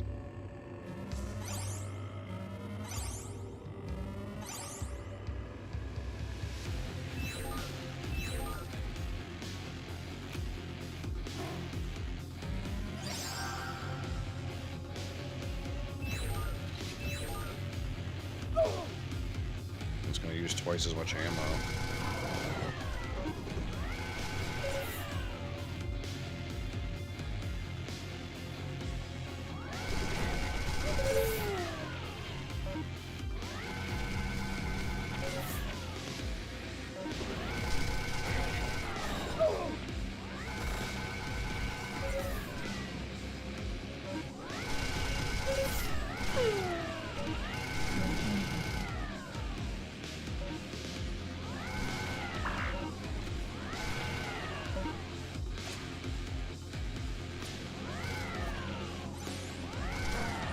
Chainsaw?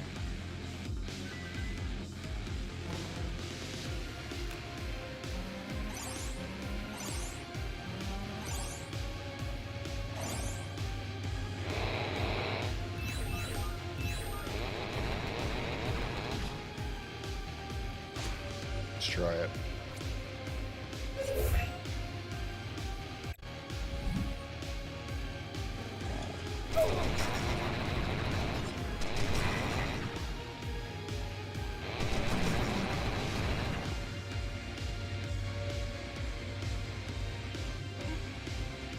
Oh, that's right. This thing is actually not a melee weapon.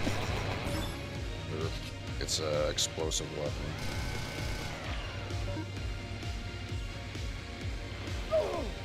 Feels like it should be a melee weapon, but it's not.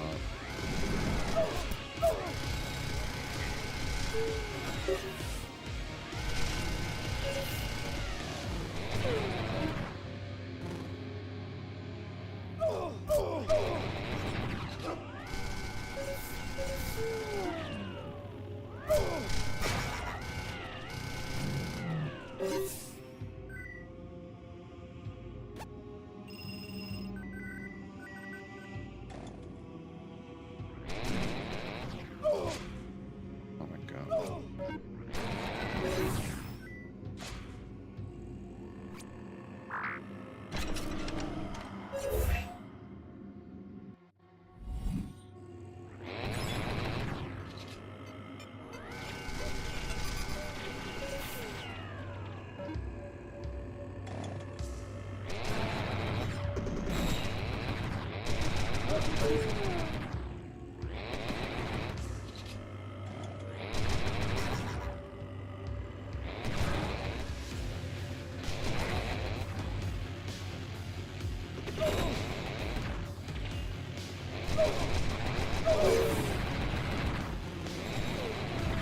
Seems like when you set this off, though, it like destroys bullets.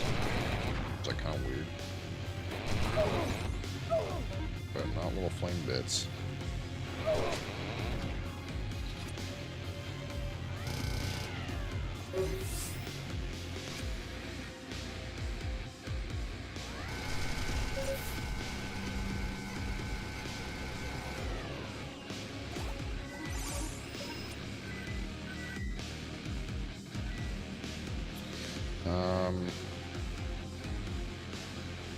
Almost want to take the lifesteal off, but lifesteals are pretty good to me, actually.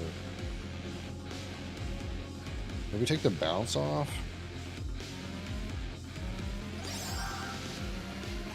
Bounce is actually not that good. I just want to have enough ammo that I don't have to like worry about it.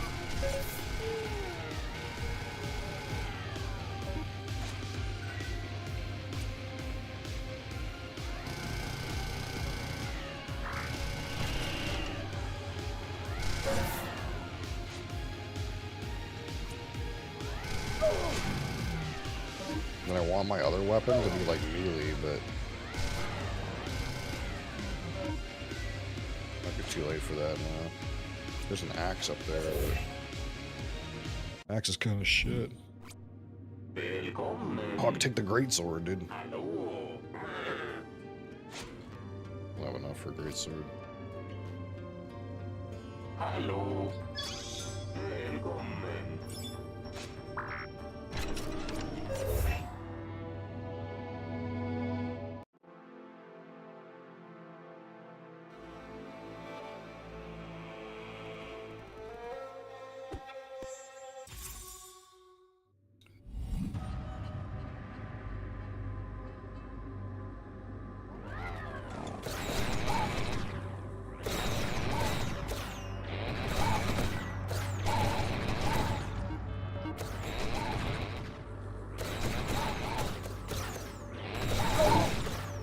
This then at least does like kind of get rid of the spines, but I'm gonna kill myself.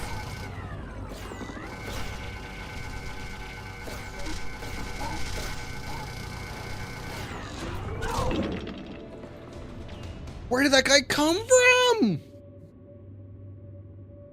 Oh, where did he come from? He wasn't there last time. I walked around that area. He just came out of nowhere. Oh, that's so stupid.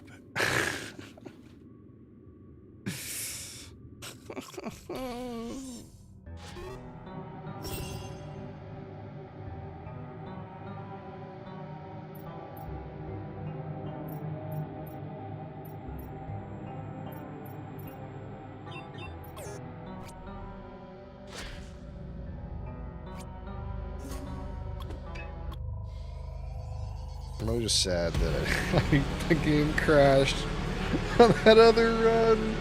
That's what I'm sad about still.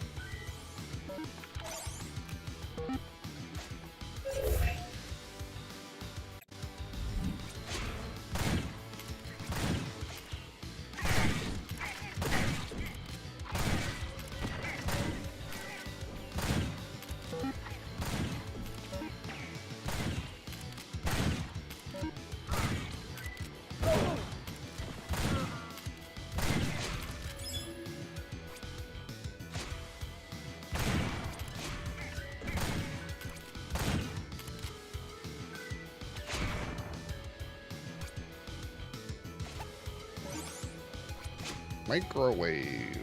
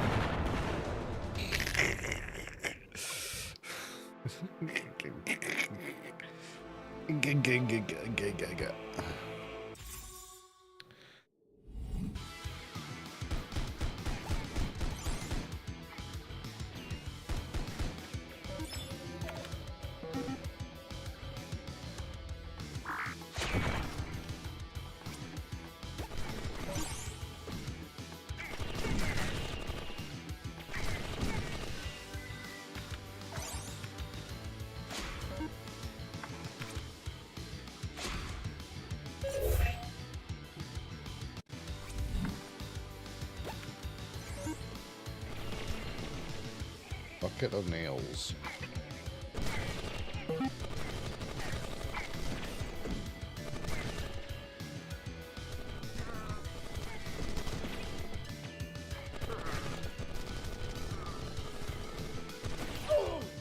Ow.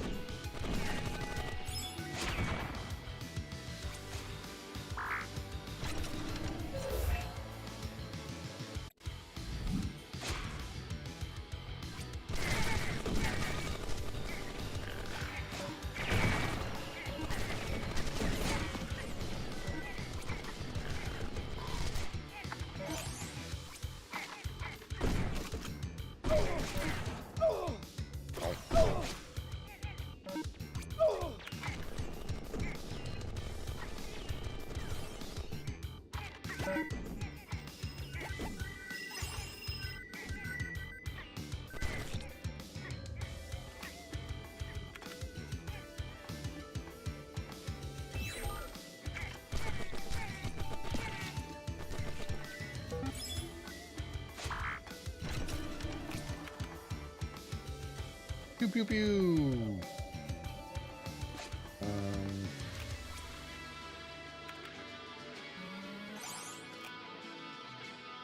No, that's not it.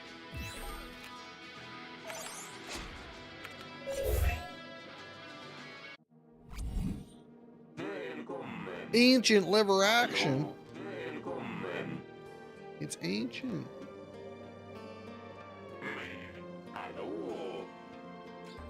Plus 30 berserk damage? Are we all in on the berserk? Look, let's try to just do berserk, okay? Let's try to go all in on berserk.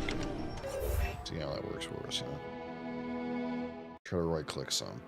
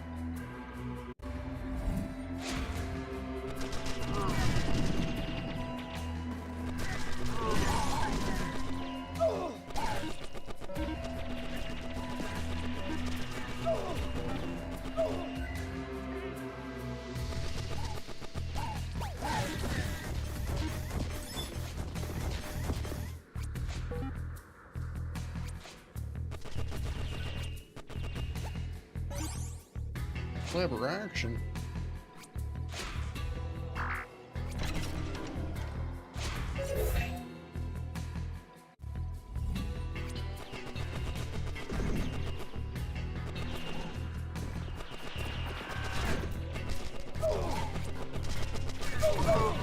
Ow. Ow. What the fuck? God damn it. God damn it.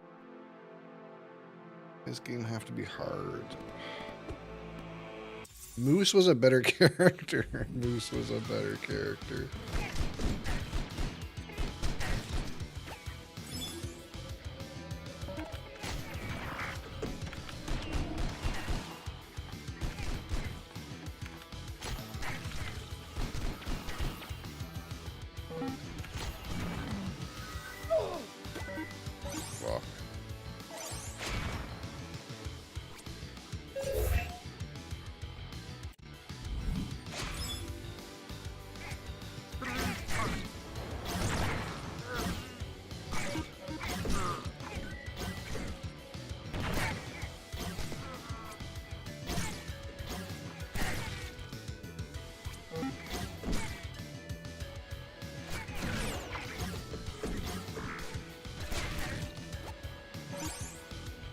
Chainsaw.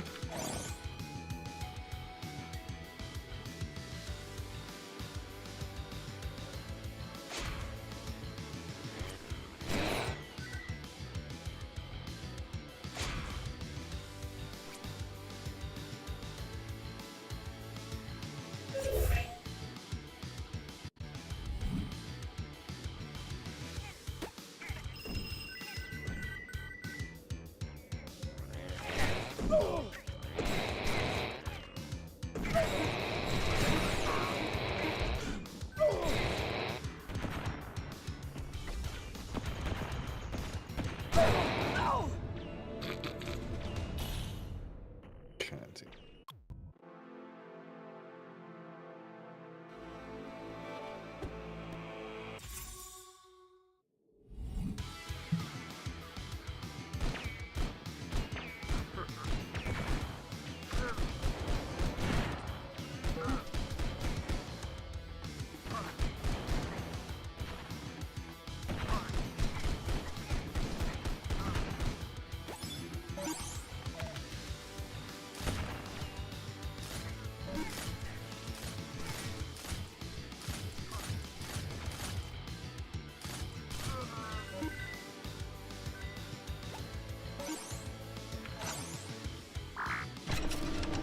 Put points in melee, and then the game's just not giving me any melee weapons. Just to spite me, you know?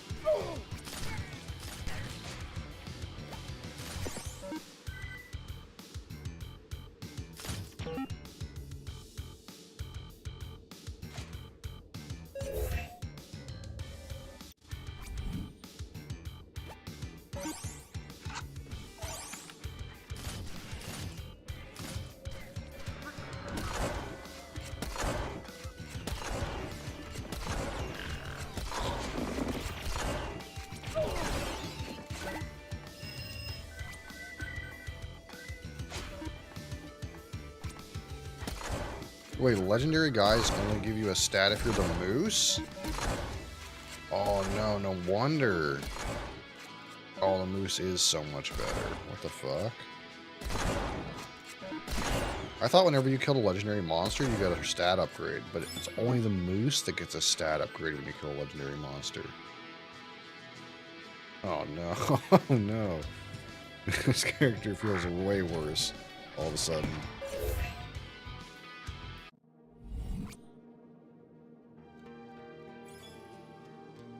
Hello. What are you supposed to do then? Are you supposed to go all in on your like your damage skills and go melee them? Is that what you're supposed to do?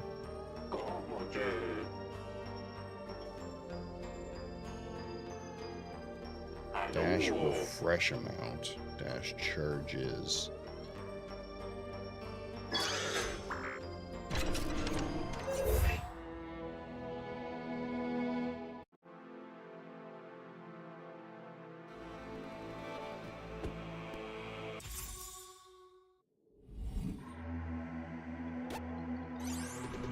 Oh, here's a melee weapon. Great.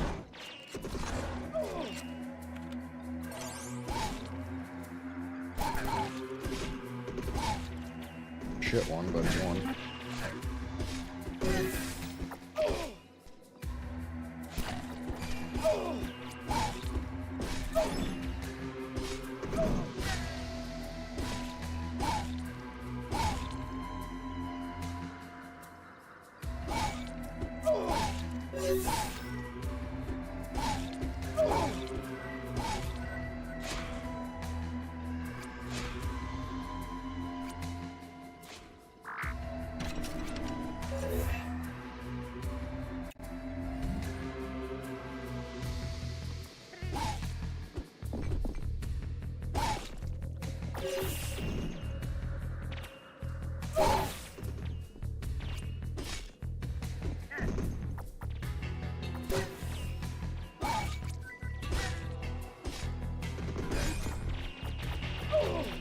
Ow. So fucking rude.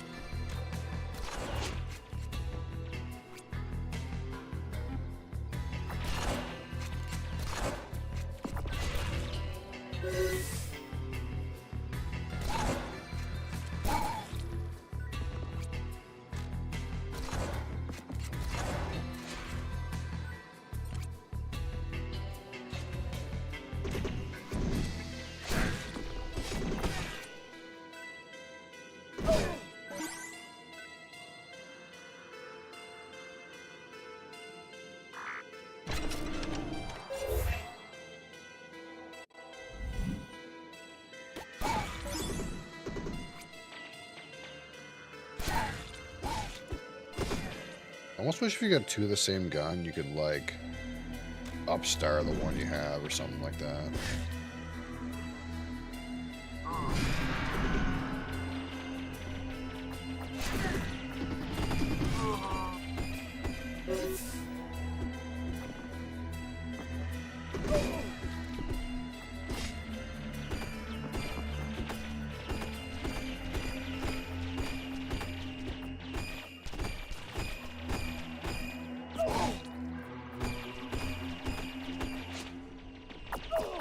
What the hell? I'm trying to dash and it's not letting me do it. Fucking rude.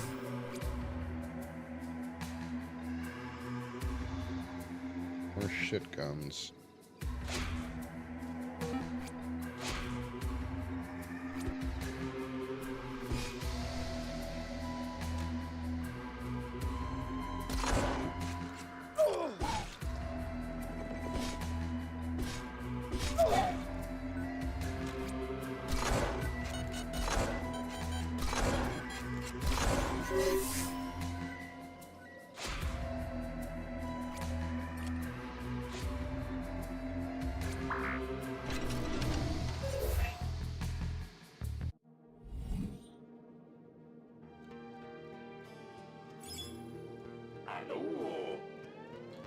Dash refresh amount. I don't have any money, man. Where's all my money?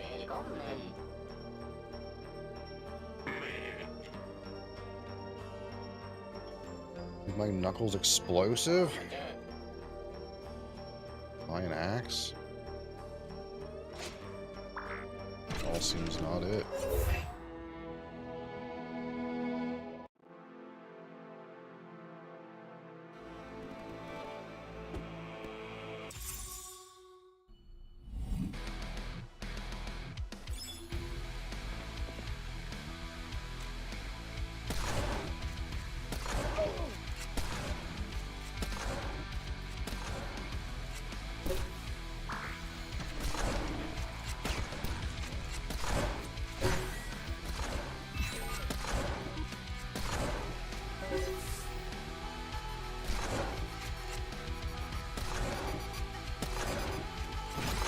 Aggroed that thing apparently. That's sad.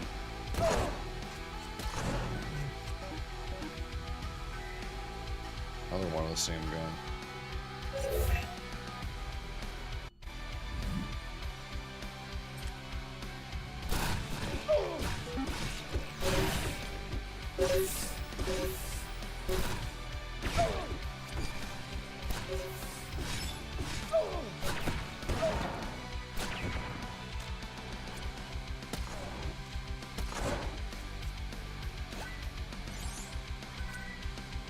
Another one of the same gun. What the fuck?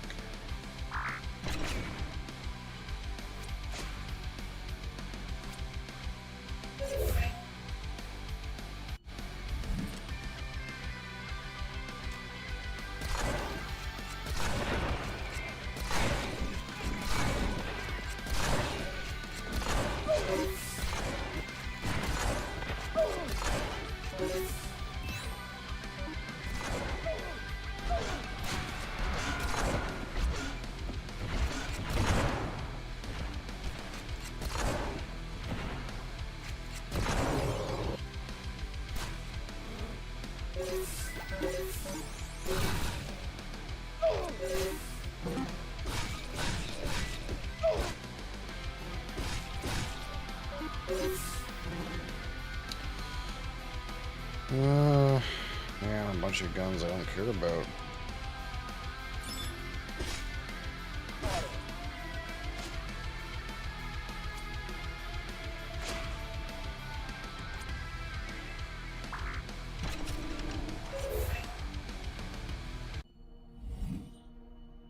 Hallo.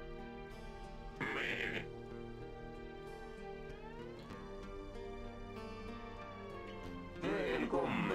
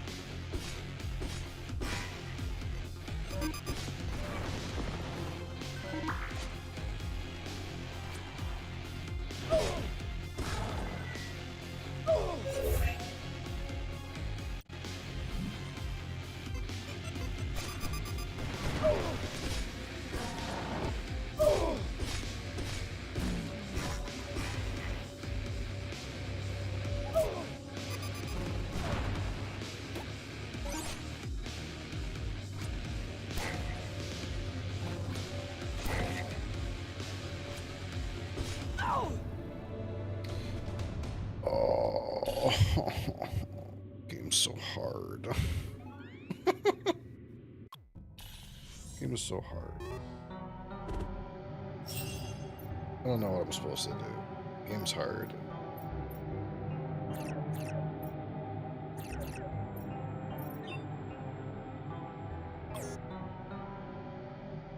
Game is too hard for me, man. Too hard for me.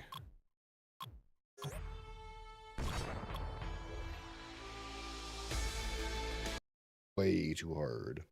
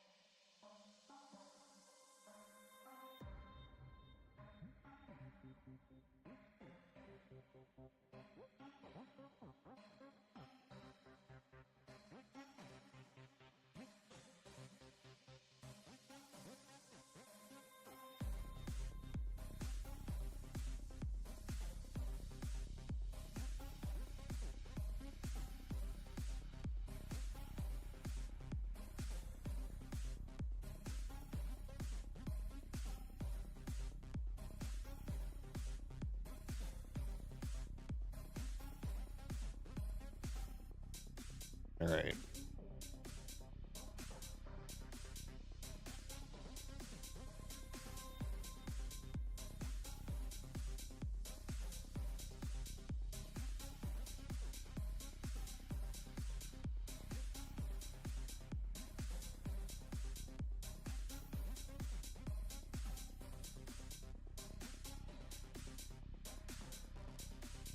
Yeah, I can't tell in that game if I really suck, or which is possible, or if the game has some like weird balance issues. It feels like it might have some weird balance issues. Sometimes you like do a run, and it's like you get a whole bunch of really poop weapons all the time. And sometimes you do a run and you get a minigun in the first level. It's like, it seems kind of like I don't know. Swingy, I guess is the word. Swingy.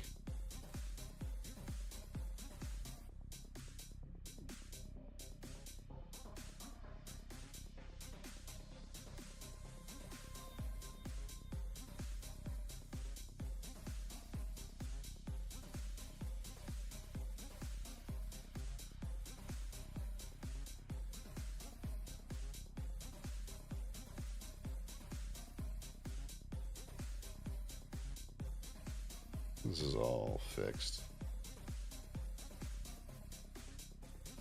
All right.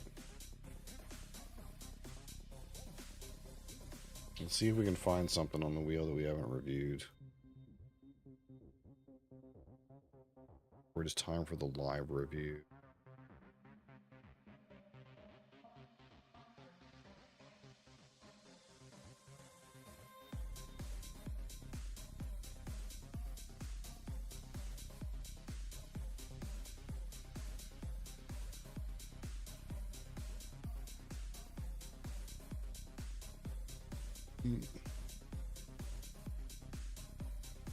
I don't think I reviewed that. See, I told you. I told you there's things in here we haven't reviewed. We've only reviewed the 15.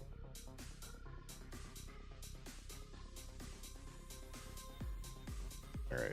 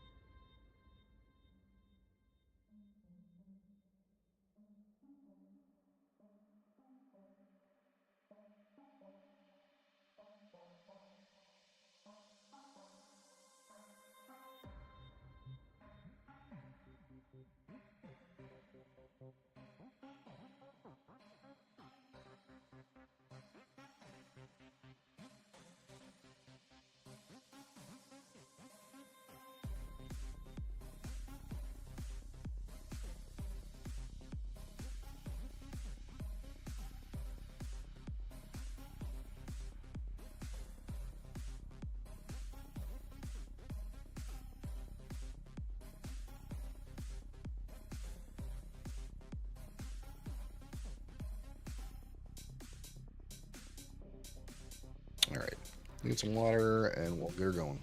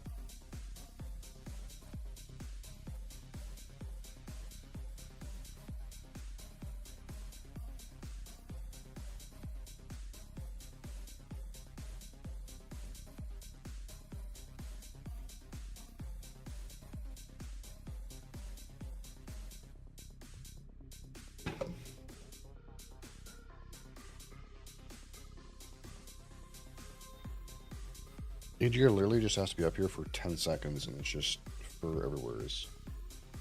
Holy frig.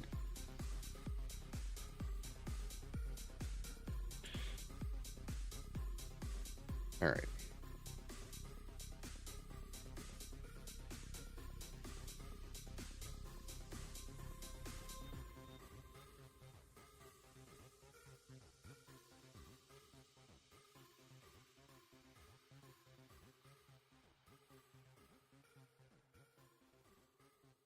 All right.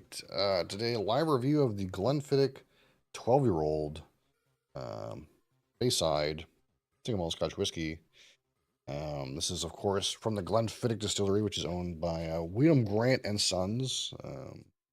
Also own Balvenie, I suppose, if you're keeping track. It's not too far away. That's Iconic Tube, the iconic kind of triangular Glenfiddich tube here. This is 40% alcohol or 80 proof. It is chill filtered and it is color added. And this is 12 years in a mix of ex-bourbon and ex-sherry. This particular version, I was told, is roughly 88% bourbon and roughly 12% sherry. Boo.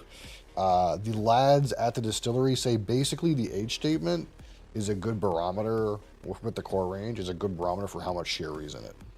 So if it's the 12 year, it's roughly 12% sherry. So that's kind of like how the vatting ends up working with these guys. And of course, this is an independently owned family distillery. It's giant, but it's still an independently owned family distillery. Despite being the third largest producer of Scotch, it's a family business, you know. Now, the liquid in this particular bottle also comes from, again, direct fired stills. The old still house at Glenfiddich is all direct fired. And at the time of this recording, the new still house, which is steam heated, the liquid that comes out of there is not old enough yet to have been included in this particular offering. So this liquid is all from direct fired stills, which means that it may have some amount of slight creme brulee kind of character to it. There's that coloration there.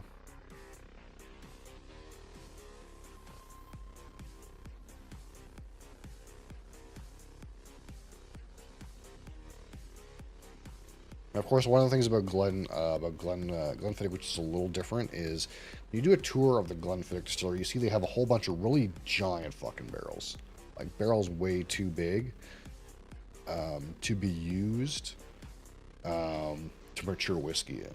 Really giant barrels. I'm assuming they do this for all of their offerings, but when they marry the whiskey, they marry it in these giant barrels. And it's not just blended and bottled, it's blended and married for a significant amount of time for the whiskeys in the vat to kind of like intermingle and kind of get acquainted with themselves over a longer period, which may help them harmonize. Of course, this is even more so with the 15, where they have a giant vat that has never been empty. So that's the Solera vat, but they also have these other little smaller vessels, but are still giant kind of barrels that they use to marry the whiskey in. And I don't think I've ever seen any other distillery use those. Maybe a couple, you see them sometimes in the warehouses, but Glenfiddich has like a shit ton of them. So I don't know if that's normal and it's just out of sight, out of mind, but Glenfiddich for sure is doing a lot more of that, I think, than other distilleries are, allowing their barrels in each vatting to harmonize, be very consistent. Um, and of course, the factoid I always give when we talk about this particular bottle is this bottle is somewhat the reason I'm here. This is my rabbit hole bottle. This is the first scotch I ever had, and it's the reason for this rabbit hole. So, the reason I am presenting this scotch to you right now is because a few bottles ago, this was the first scotch I ever drank.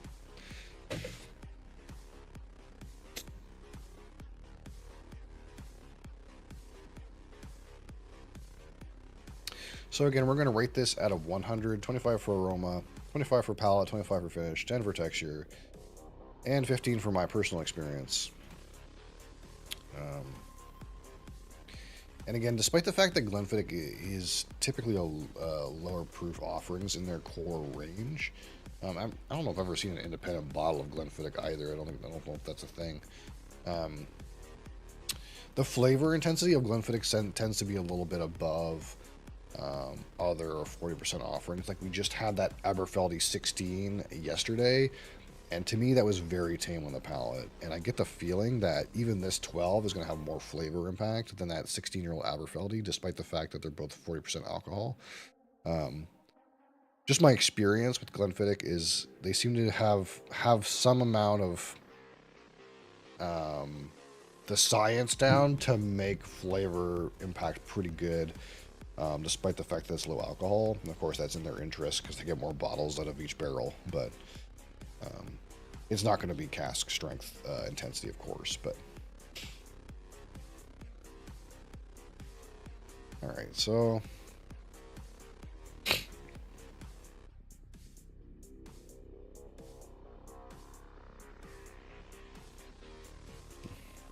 the first thing that jumps right at me is like a fresh orchard apple. And another note that comes with Glenfiddich for me is kind of a yeasty note. Of course, that's a malty note, but with Glenfiddich, for me, it kind of presents very yeasty, like fresh baked bread, bread right out of the oven. This sort of idea, bread dough, less like grainy and malty, and more like fresh baked bread. A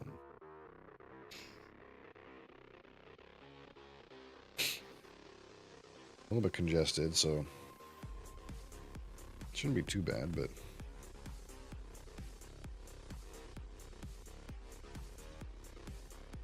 yeah, those orchard fruits are definitely present with a small amount of spiciness.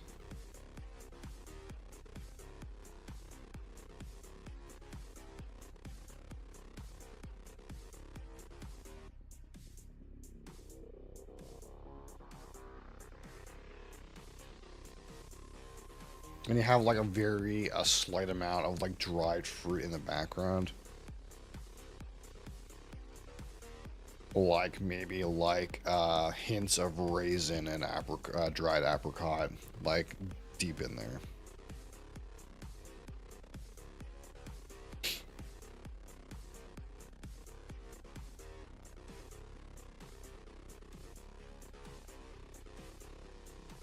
Sometimes I get like a bit of a floral honeysuckle on this whiskey too, but I'm not finding that today. Like I said, that Aberfeldy was more on the perfume than this dram, for example.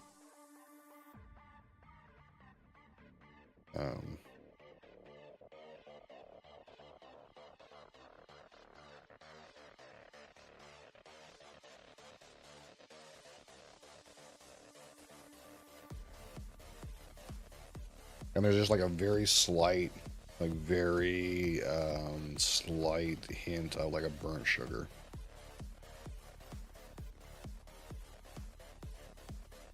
Which is something like, again, that we look for with these direct fired whiskeys, is like a little bit of burnt sugar kind of character. It's slight enough that I could be convincing myself it's burnt sugar in the back there because I know it's direct fired, but smells like it to me. All right. So, I go for like 12-year-old single malt Scotch whiskey. on the palette. Cheers.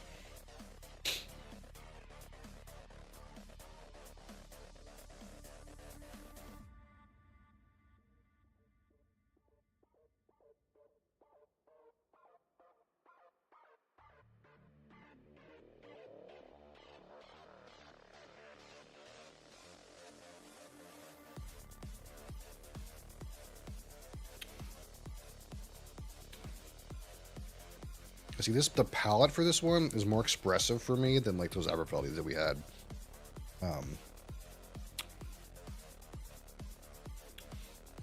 You get on the palette some of those orchard fruit characters. Some of that spiciness is in there. Some maltiness is in there. A small amount of sugar. Into the finish, you spike a little bit on those spices. You get some of that like dried fruit, like at the back of the finish.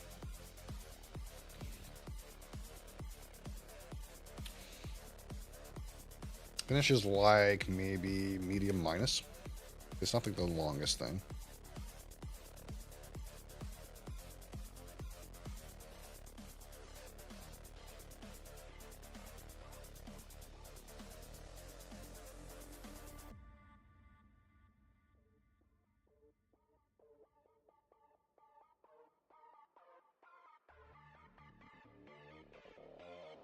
Huh. Today I'm getting like a waxy note, but that's not, I don't remember getting one before, like maybe ever. Whatever's on my palette today, I'm getting a waxy note out of this nose. Straight up candle wax, like that slight, sort of like bitter candle wax.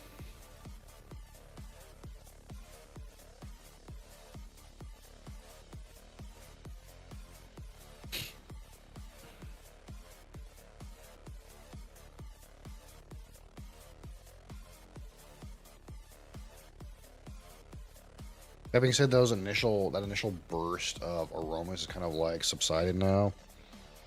And we're kind of mostly left with kind of that yeasty malty character. A little bit of sweetness.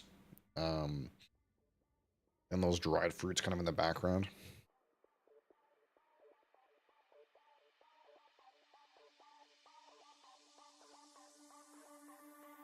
Definitely a little bit of wax on this today, which is interesting.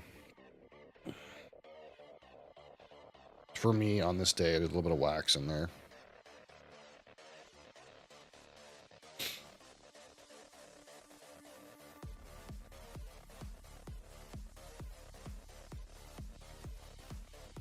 And I'm not really getting like a floral note, which again, sometimes I feel like I get a floral note off this whiskey, but today. And it may be because, like, we just came off that Aberfeldy, and that Aberfeldy 12 is very much on the perfume for me. Very bouquet of flowers perfume note to it. And I think maybe by comparison, the floral characteristics of this whiskey are just, like, not even close, maybe. So even though that was yesterday, maybe, like, it's just not as loud. And it's harder to find. Because that perfume characteristic, I think, on Aberfeldy 12 for me was so upfront that any floral characteristic of this one kind of feels like almost mute. But again, that malt character presenting as like fresh bread or very yeasty is like a unique to this particular distillery for me. I don't think the malt presents that way in any other distillery for me.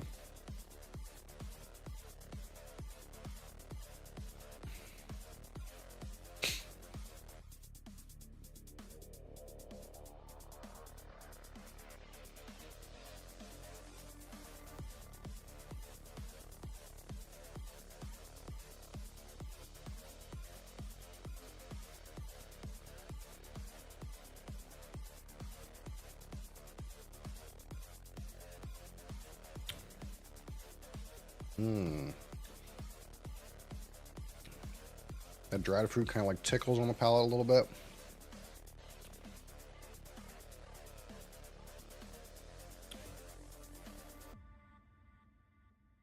Very slight barrel wood on the finish.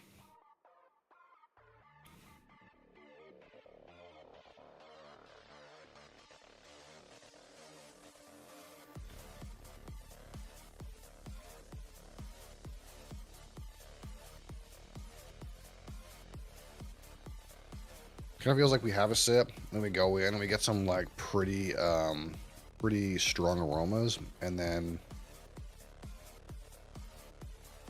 the same ones kind of we've already been discussing. Then after you nose it for a few times, they kind of like just taper down.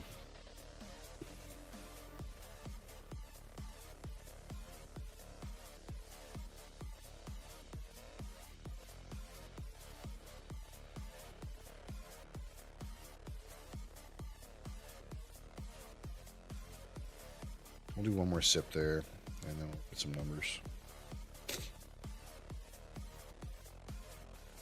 I don't remember what we rated the 15. But you would think logically this one would be a lower rating than the 15, whatever I rated that one.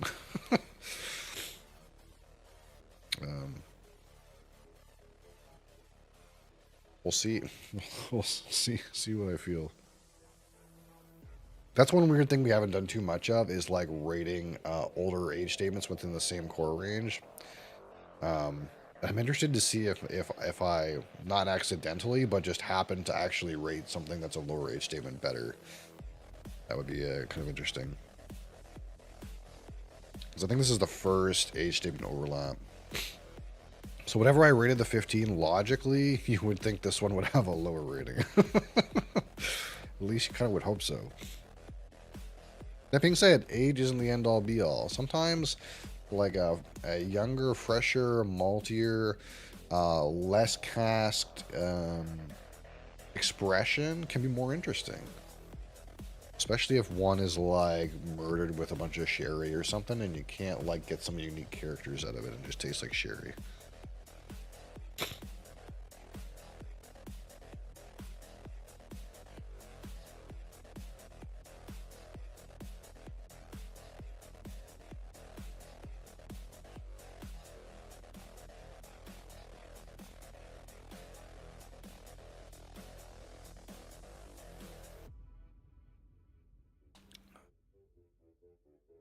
Texture is a little bit on the thin side, but that's kind of like assumed, I suppose.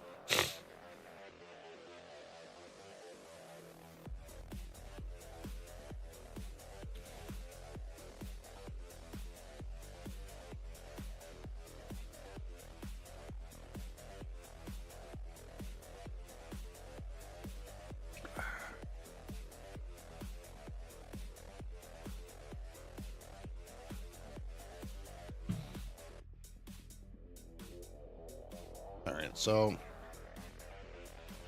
at 25 from the top, let's talk about the aroma.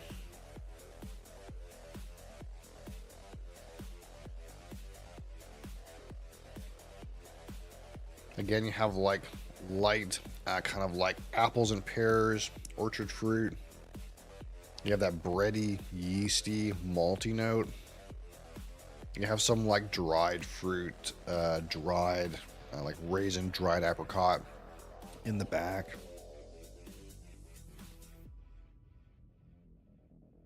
There's a very slight, sweet, burnt sugar characteristic.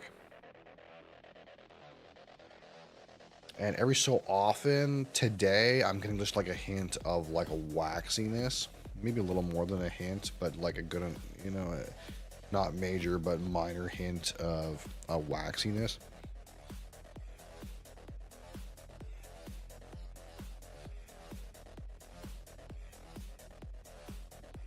That being said, a couple of the notes are pretty strong, and a couple of the notes are a little bit fleeting. And of course, they kind of subside a little bit after you kind of like nose it repeatedly. They kind of like kind of get down to the malt. Instead of like a bunch of interesting things coming out every time you nose it, it's kind of like you eventually kind of go a little bit nose blind to some of the notes, and you kind of just get kind of like the malty, sweet characteristics eventually. That's kind of like all that's left. I like the mix though. I like that the sweetness is not overbearing. It's kind of letting some other notes kind of peek out here. But it's not amazing.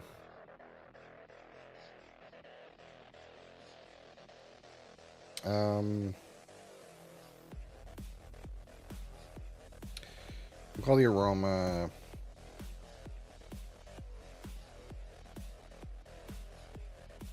16.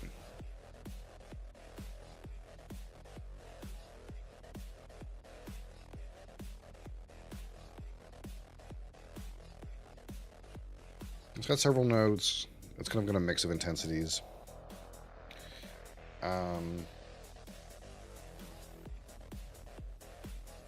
Let's talk about the palate.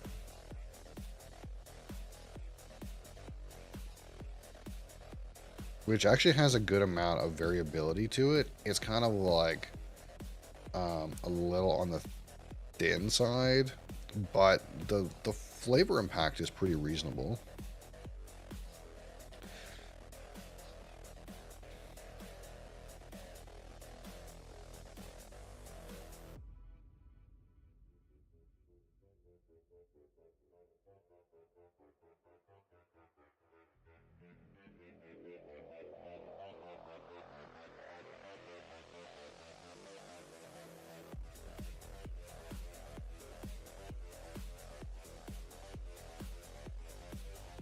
Right on the attack, a little bit of orchard fruit notes with that like burnt sugar sweetness. As you kind of like let it on the tongue into the mid palate, more of that dried fruit kind of shows up and a growing spiciness.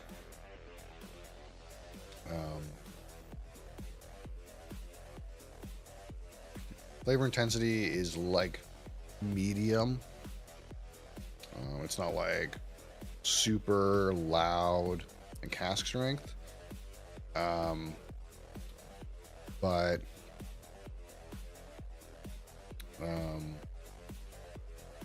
it is like, you know, not like super tame, like you're not like hunting for flavor or anything.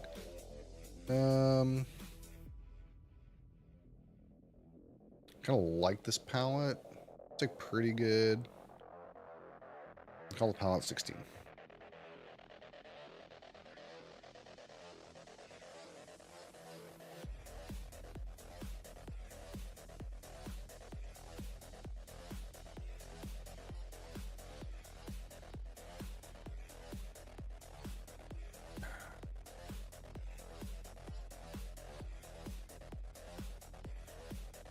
And lastly, the finish, which is not super long.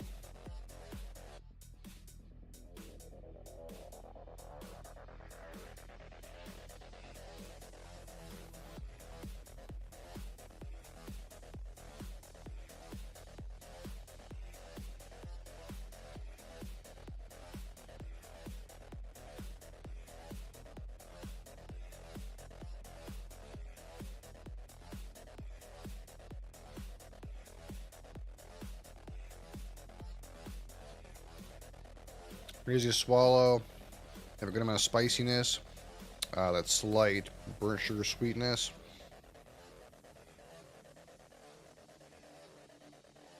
Get mostly spicy and sweet.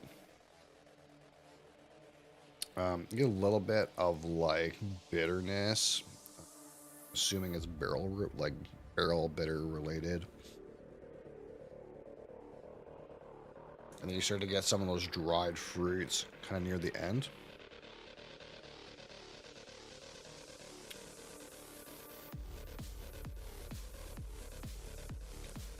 It's not as long as I would like. Get the finish. I want to give it like 14 and a half. I'll give it 15.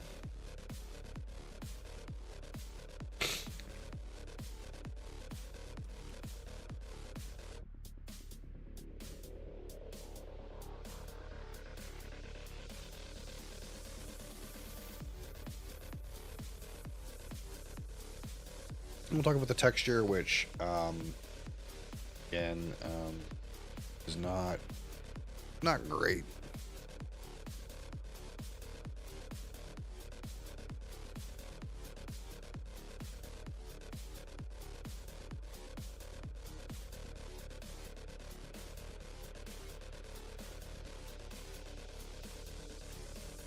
I think this is a whiskey that succeeds in providing flavor in spite of the fact that the texture and mouthfeel is not great. It's very watery. 2 out of 10 on texture.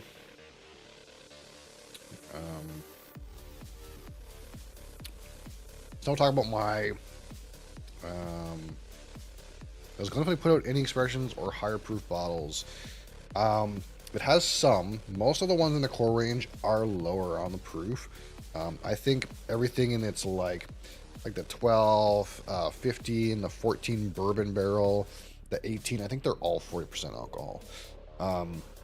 The ones that I know of for sure, like even they're like if you remember, that's one of the reasons why we were kind of excited about this Project 20 was because this one is 47% alcohol, which is like high for Glenfiddich's normal releases, right? There's some that are at like 43, some of their special releases. That being said, there is one line that has like actual respectable proofs, like above 46% alcohol. They don't really put out like cask strength things, it doesn't seem. But the sad reality is it's travel retail exclusive. So they have a line of travel retail exclusive bottles called like the Perpetual Vat series, I think, or something like that. And there's like a VAT 1 and VAT 2 and VAT 3 that are different kinds of expressions, and some of them are quite high in ABV, like over 50%, or I think some of them may be cask strength, but they're like 48 plus ABV. But you can only get them in travel retail, which is kind of like, I hate that, but it is what it is. It's how they make money, I guess. What does travel retail exclusive mean? That means that the only place you can get them is at the duty-free shop at the airport. So almost all whiskey distilleries and brands have offerings that are only available at the duty-free store at the airport. And the idea is kind of like, hey, you're traveling, what's to get you to buy something at duty-free? There's exclusive offers, basically. There is bottles you cannot get anywhere else but at the duty-free store in the international section of airports. And Glenfiddich's Perpetual Vat series is one of those. There's almost every brand has some. Like, for example, like there's Lagavulin 8, there's Lagavulin 16, but what you might know is there's a Lagavulin 10, which you can only get the Lagavulin 10 travel retail exclusive. That's just, it's annoying. That being said, a lot of the travel retail exclusive bottles are not the highest quality sometimes. Sometimes they'll put out something special to try to capture some travel retail sales, but it's maybe a little bit to put one over on people who aren't in the know. Sometimes the bottles are like lower proof than normal or lesser quality than normal. Like, for example, I think Laphroaig has a PX cask that's travel retail exclusive, but a lot of people say it's not any good. Like, it's actually like sad. So it's hit and miss. Some of the bottles of travel retail exclusive that are like your regular off the shelf stuff are actually just cheaper too. Some of them are more expensive.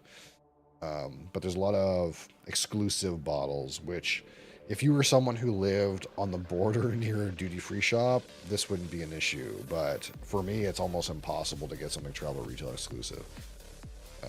So that's, if you're traveling all the time, it's different maybe. And things can happen. Like we know from Ben's experience that he bought a bottle travel retail, and then when he went to go through TSA, they confiscated the bottle even though it was in the duty-free bag. So there's some risk attached to it too, I guess.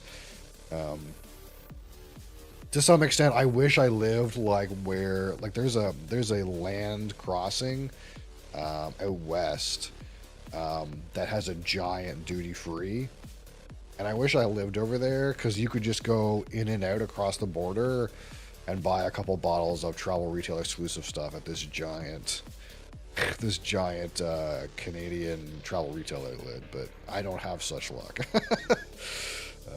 But yeah, so there are some Glenfiddichs that are higher proof, but the ones I know are mostly travel retail, which is sad. Give us a cask strength regular release of something. You know? Glenfiddich at cask strength would be so good. I think it would be so good. Even at 46 would be so good. The 40 lets us down a little bit. He bought a bottle of Johnny Blue in his layover. They confiscated it. Yeah, it's so bullshit, man. Really, if it's in the bag and you have all the paperwork, there shouldn't be a problem. But I'm sure there's like, you know, people who have tried stuff. They have like they get their hands on some of these duty-free bags. They try to put something in here and pretend it's duty-free and get through customs or something. I don't know, but they didn't bag it for him. Oh, that's critical error. Yeah, you need to have one of those bags that says it's from a duty-free shop, and have it be sealed, because that's kind of like your guarantee that this shit came from a duty-free. Otherwise, they might even charge you taxes on it. Of course, you have your personal allowance, but yeah. So, at a 15, my personal experience, you know, it's pretty good. For a 40% alcohol, 12-year-old, this is a pretty great offering. I think it's a little up in price compared to some comparable 40% alcohol 12-year-olds, but I think this is doing some solid things for 40% alcohol. It's not super watered down. It's not like a blended scotch where sometimes it doesn't have a lot of flavor. It is still smooth, but provides just enough unique character that it's a little bit interesting. There's definitely some interesting elements in here that are more than just generic Speyside Scotch things going on. And again, the unique characteristics of this bottle, in some extent, are the reason why I've fallen in love with Scotch. So in that way, it's doing some good things, but it's not like doing anything crazy interesting, you know. It's got some fruit, it's got some spice, a little sweet, a little bit of sherry tickle in there. Smooth and approachable. 5 out of 15. Not bad. So if we do the mathematics here, 16 and 16, 15 and 2 and 5 is 54. 54 out of 100. And we call this good. It's good. It's a good whiskey. It's good. So now I'm curious. I don't remember what we gave the 15-year-old, but I feel like it was more than 54.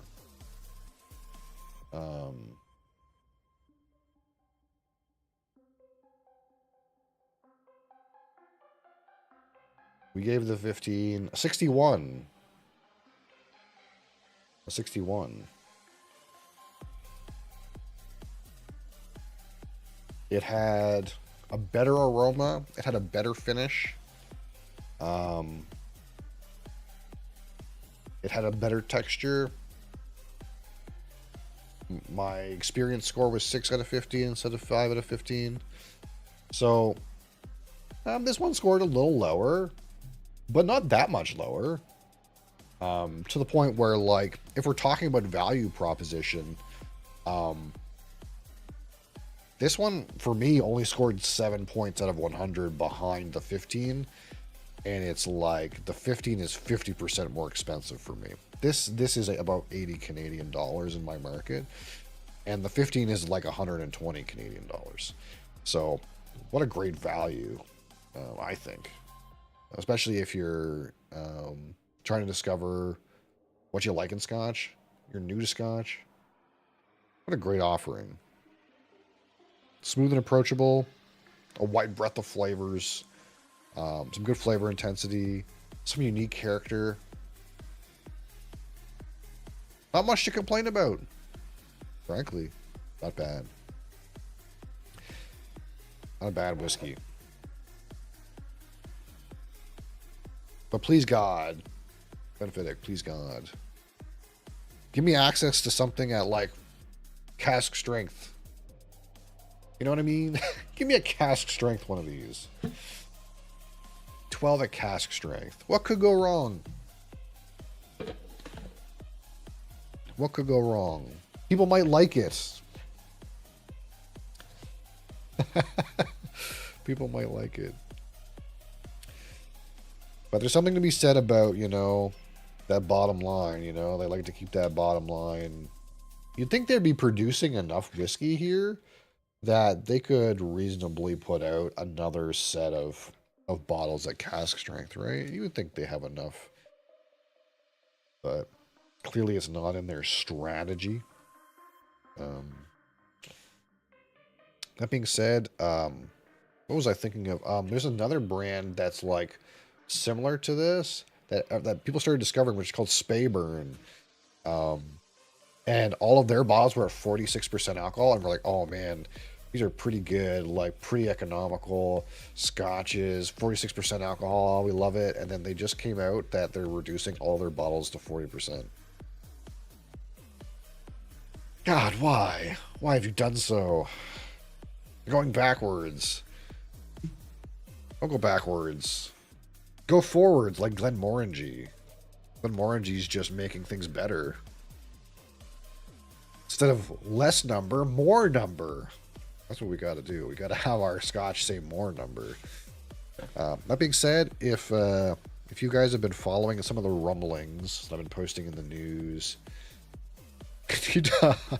hey, has more of that shit come out? We'll look, I'm gonna look and see if more of those videos have come out. If you've heard the rumblings, we're in for a slump. We're in for a slump in the whiskey industry. What does that mean? That means some distilleries might go out of business or might close or might not make whiskey for a while, and rats, you know. Those big companies, they might have to make a little bit less money. But that means there's going to be so much whiskey that in order to sell more whiskey, they're going to give us better whiskey. Doesn't that sound good?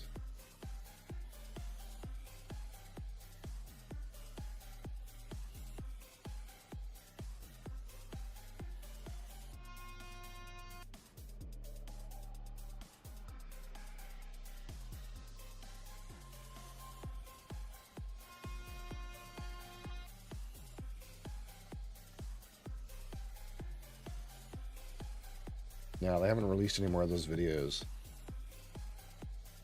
There's supposed to be another 6. There's supposed to be another 6 episodes. I don't know when those are supposed to come out, but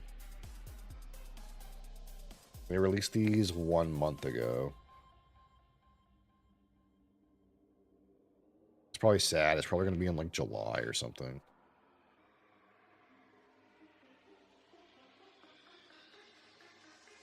That being said, I can't seem to get a 12-year-old the original. I have a 10-year-old the original, but I'm still sandbagging a little bit for when we can get a 12-year-old the original, so we can do a side-by-side. First, one bottle can be open for a while, but what can you do? But again, we just heard that the Glenmoe La Santa, which is normally a 12-year-old sherry cask whiskey, is being upgraded to a 15-year-old La Santa. So I really need to go out before the 12-year-old La Santas disappear, because the 10-year-old Glenmoe's did not last very long. They were put on clearance or something, and they fucking just disappeared. I need to go get a 12-year-old Lasanta so that we have one, so we can do a compare to a 12 and a 15. But I mean, the 12-year-old Lasanta is a great price. It's cheaper than this. So even if they increase the price to the same price as this to make it a 15 Lasanta, add $10 to the price. What a great value. Glenmoe is doing something right. Their numbers are going up. Everyone else's number is going down. Don't go down. Go up. We want the number to go up.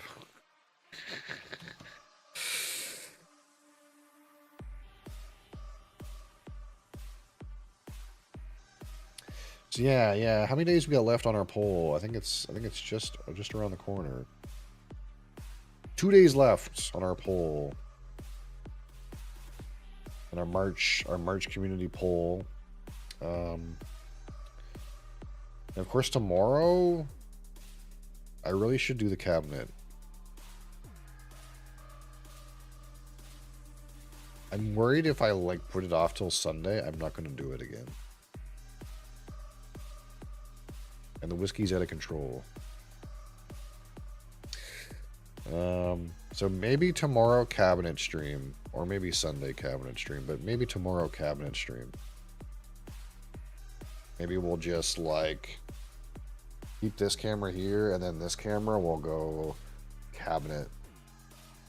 I feel like I started, like half of the bottles are off the top of that and stuff like that, but maybe I'll like just point this over here or something. Like we have another scene.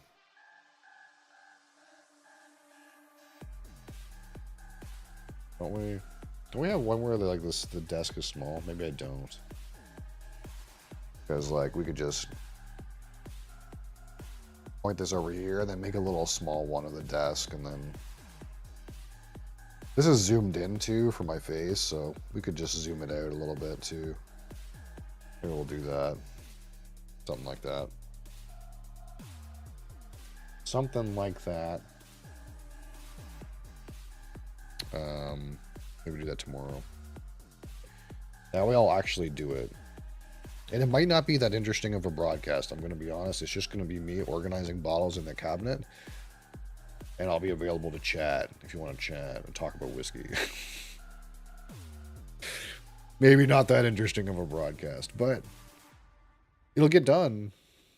And then that will be done. And I can try to do something else.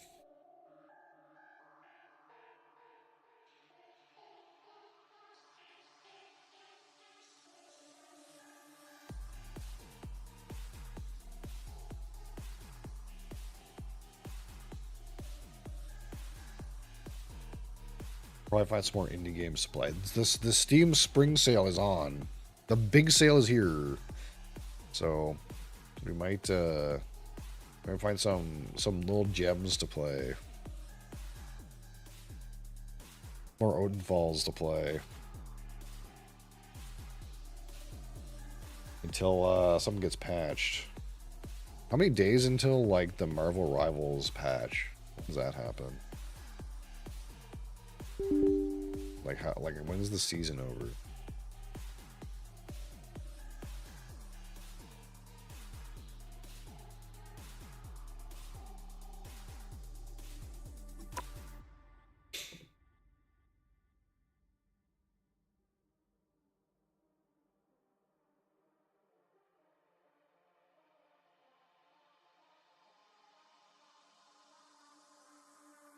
This shader compiling shit again. I don't know what this is. Got it out? Alright, sir. Thanks for being here. Have a great day. Appreciate you.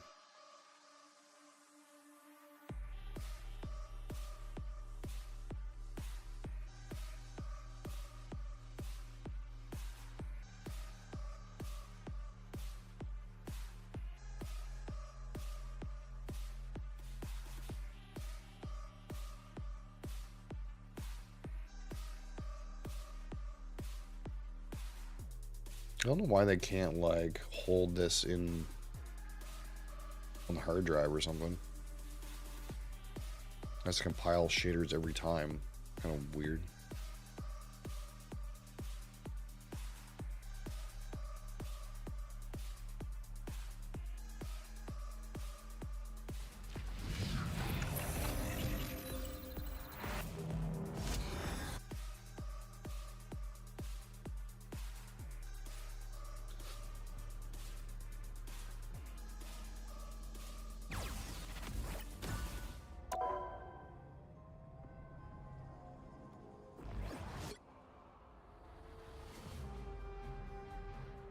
It says 27 days on this.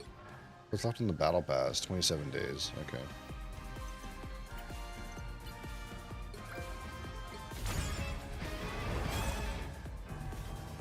So like another month. Am I done the battle pass? I'm missing 3... 4, 5, 6, 7. 7 things that cost 200. Like almost done.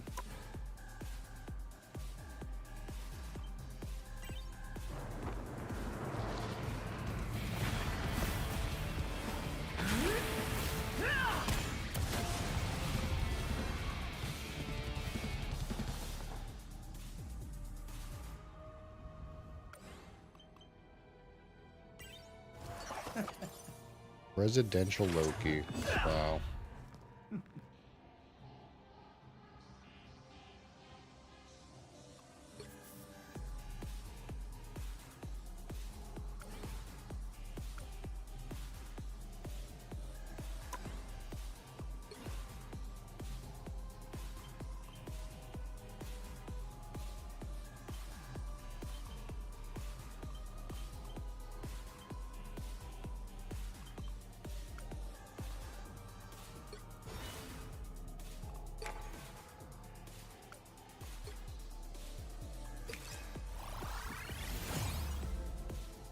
Woohoo!